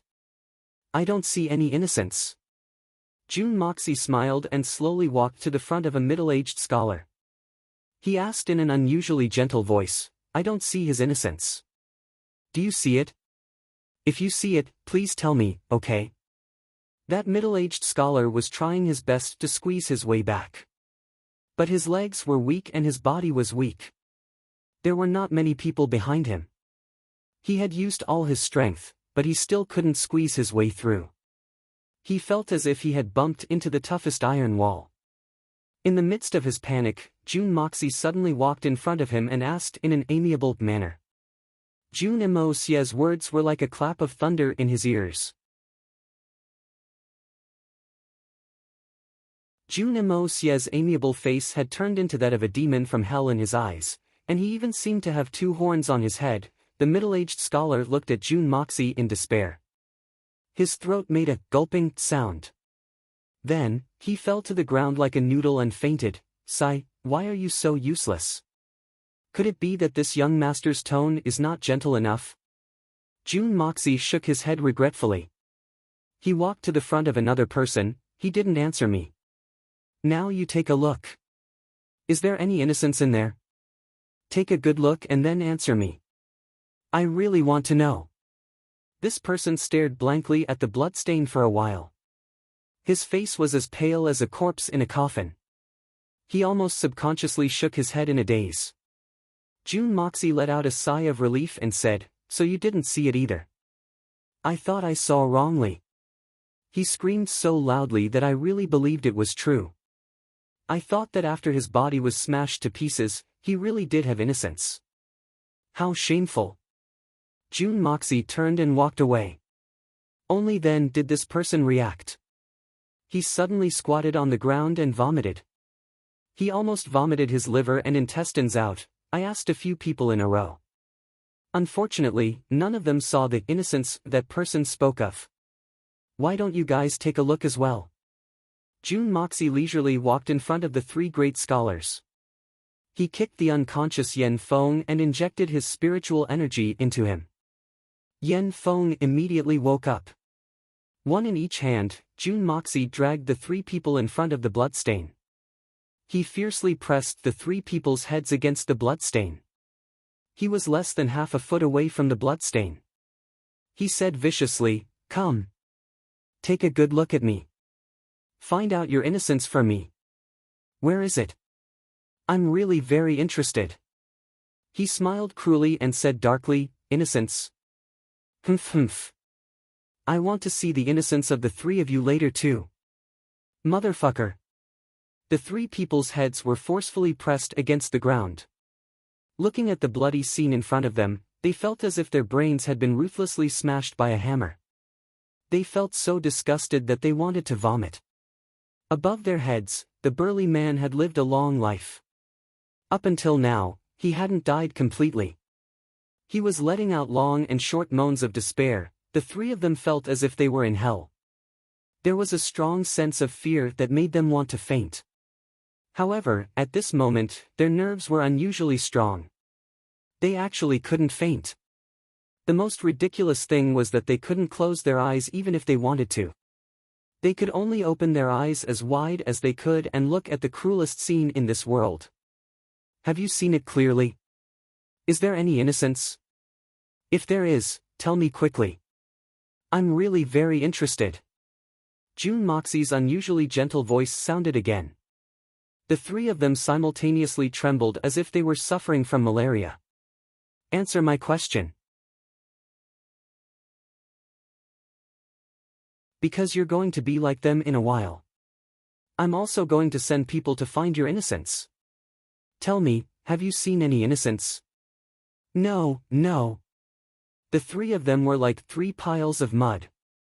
They fell to the ground and shook their heads desperately. Then, do you still want your innocence? Jun Moxie's voice was like a devil's smile. No. I don't want it anymore. The three of them shook their heads violently. Very well.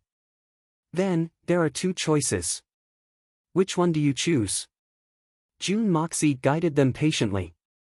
His voice was gentle and pleasant to listen to. I choose the first. The three of them fought to be the first to shout. The fear of death had already shattered the persistence in their hearts for a long time. What benevolence and morality? What customs of the government? What integrity and justice? What was more important than their own lives? Their survival was the most important thing. Very good. I'm very gratified by your choices. I'm very satisfied. June Moxie was obviously gratified as he praised them. June. Third young Master June. I know who's the mastermind behind this matter. Qin Shoushi suddenly raised his head and shouted in a hoarse voice, I'm willing to tell you.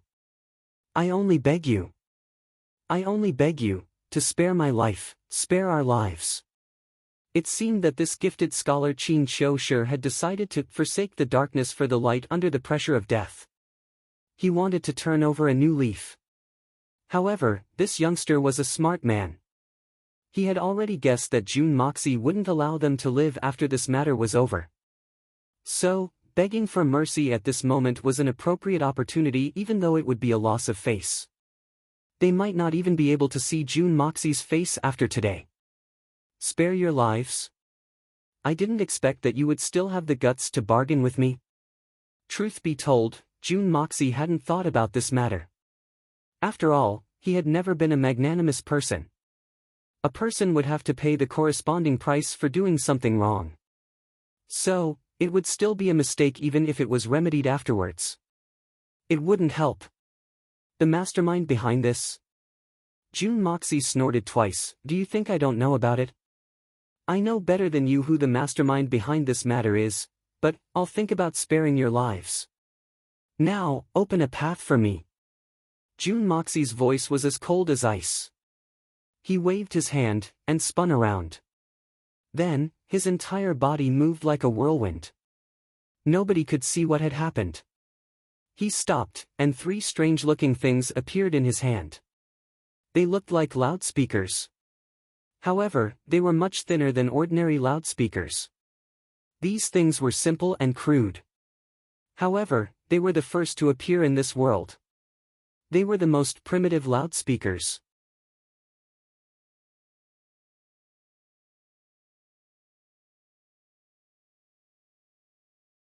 Chapter 441. After Jun Imo-sia finished speaking, he looked at the dumbstruck crowd that still hadn't reacted in time.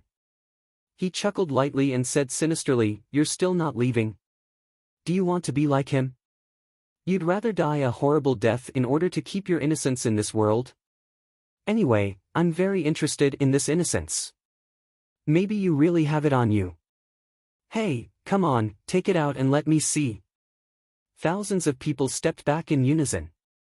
Many people screamed in pain and fell to the ground in fright as they were stepped on by others.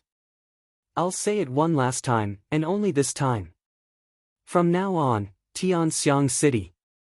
I won't allow this kind of thing to be heard again. June Moxie coldly glanced around and said in a voice as cold as the winds of hell, "Your mouths are on your bodies. You can talk about it in private, but that's your business. I won't forbid it, but as long as I hear it, I'll look for your innocence. The innocence of your 9 families.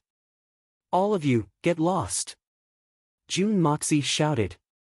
Suddenly, the crowd screamed in panic, and thousands of people rolled and crawled away in embarrassment. "These lowly literati are delusional enough to cause trouble for me, June Moxie." Jun Imo-sia laughed heartily. Then, his body suddenly floated up, and he jumped onto the top of the flagpole.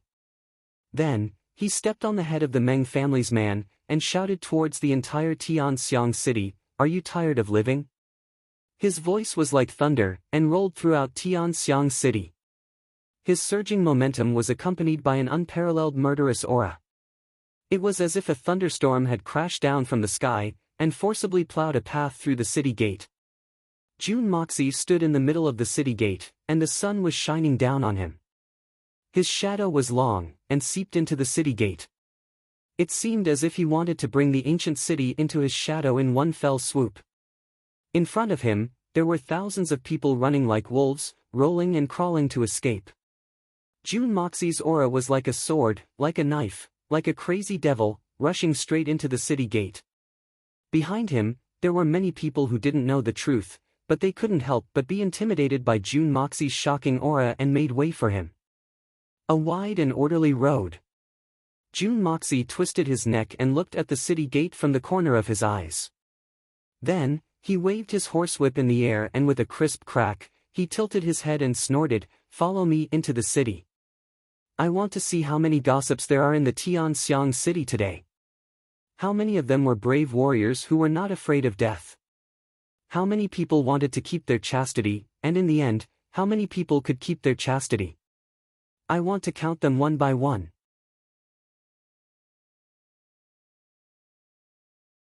June Moxie clamped his legs together and the sound of hooves could be heard. He took the lead and leisurely entered the city gate. Tens of thousands of people watched him gallop after them, and kept quiet out of fear. Guan Qinghan and the other two women's carriages followed behind him, and moved forward slowly. Dashao's words had made everyone's blood boil. However, there were still exceptions, and Jun Wui was the only exception. Jun Wui squinted at June Moxie's tall and straight back, and couldn't help but mutter, "Damn it, you keep saying but you don't even know how to turn around and look at me. You're putting me, your real uncle, in this position. This is too much." He snorted hatefully, and sullenly followed behind the carriage into the city. June Moxie was riding on his horse. His body was cold and gloomy, and his face was gloomy. His body was straight, and his lips were slightly pursed.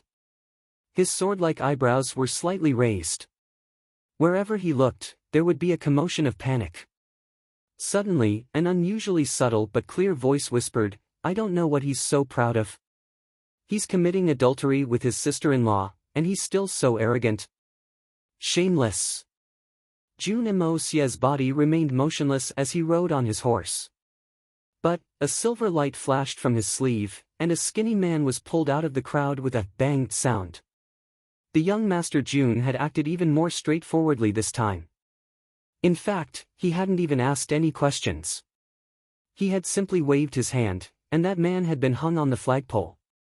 There was a bloody hole in his throat, and the look of disdain on his face hadn't even disappeared yet. The golden light of Xian Qi on this man's body only flashed once, and was immediately destroyed. He was obviously a Xian Qi expert, and had hidden in the crowd to stir up trouble. However, he was relatively lucky, because he had already breathed his last the moment he was hung on the flagpole. Cries of alarm rang out from all directions, and the crowd once again began to retreat with all their might. They looked at June Moxie with endless fear in their eyes. Could it be that this brat had already gone mad? Was he really going to kill people so brazenly like what he had just said? At the back of the crowd, a few men were drenched in cold sweat, and they ran back with all their might. Their legs were practically jelly, and they quickly escaped. However, under the envelopment of June Moxie's enormous mental strength, how could they possibly escape safely? June Moxie's gaze turned cold, and he raised both his hands. A golden light flashed, and disappeared in a flash. 7 or 8 burly men suddenly fell to the ground as they ran. There was a small bloody hole in the middle of each of their backs. In front of each of them, there was a golden flying knife stuck into the bluestone ground.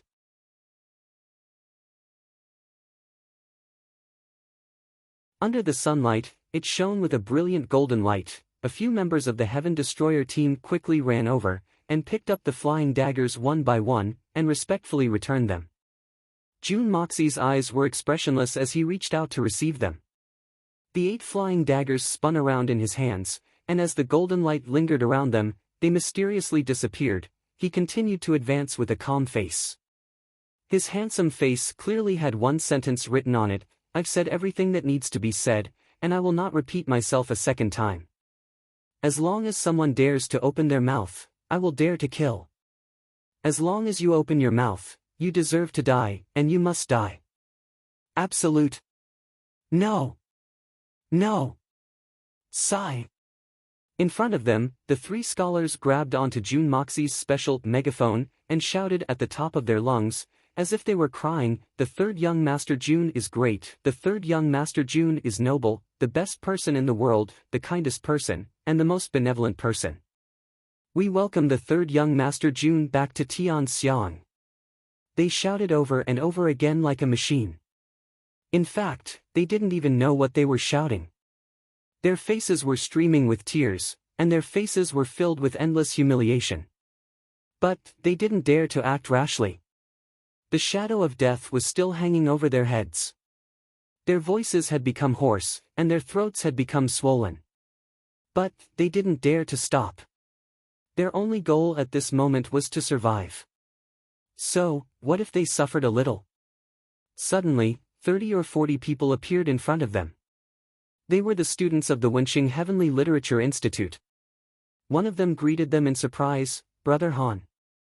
Brother Yen. Brother Qin. What are you doing? Are you crazy? You're opening a path for that despicable villain." Qin Xiushi and the other two didn't dare to answer him. They could only give him a meaningful glance, and signal him to hurry up. However, this scholar seemed to have suddenly understood something. He was filled with righteous indignation, and said angrily, "Jun Moxie. You're a shameless bastard. You've committed adultery with a widowed sister-in-law. You're morally corrupt. But, you're humiliating a talented scholar of Tian Xiang. You've gone too far." Many people had seen the bloody scene on this side. So, they had understood many things. So, several of them stepped forward and tried to pull him back. However, this brat was stubborn. He continued to shout and shout, "Such a shameless bastard. I, Shi Wenchong, will never forgive him." Jun Moxie's cold gaze swept over. Then, he raised his eyebrows and indifferently said, "Kill." A sword light flew out. It didn't matter who it was. It chopped the scholars who had blocked its way into two pieces. The scholar who had been shouting a moment ago had a look of disbelief in his eyes. Then, he collapsed in a pool of blood. Jun Moxie spurred his horse and arrived in front of the scholar's body. Then, he sighed and said in a low voice, "Perhaps you really have the guts to do this. Perhaps you didn't want to make things difficult for me. But, this is only a possibility, nothing more. You've appeared at this moment. But, I have no choice but to kill you. A man's words must be kept. How can a man not keep his word? I've made a promise. You may not dare to believe it. But, I also feel somewhat regretful. You must remember to fulfill two conditions in your next life when you come out to act pretentious." Jun Moxie's complexion was indifferent. He spurred his horse forward, and didn't turn his head. But, his voice was heard in a soft voice. "First, you must have the strength to deal with all variables. Second, you must have a formidable background that no one would dare to provoke. If you only rely on your backbone and guts, you will only be a target for others to establish their prestige, and will never become a hero. You may have an unyielding backbone. But, you're only a pitiful worm in my eyes at this moment. You've failed to act pretentious.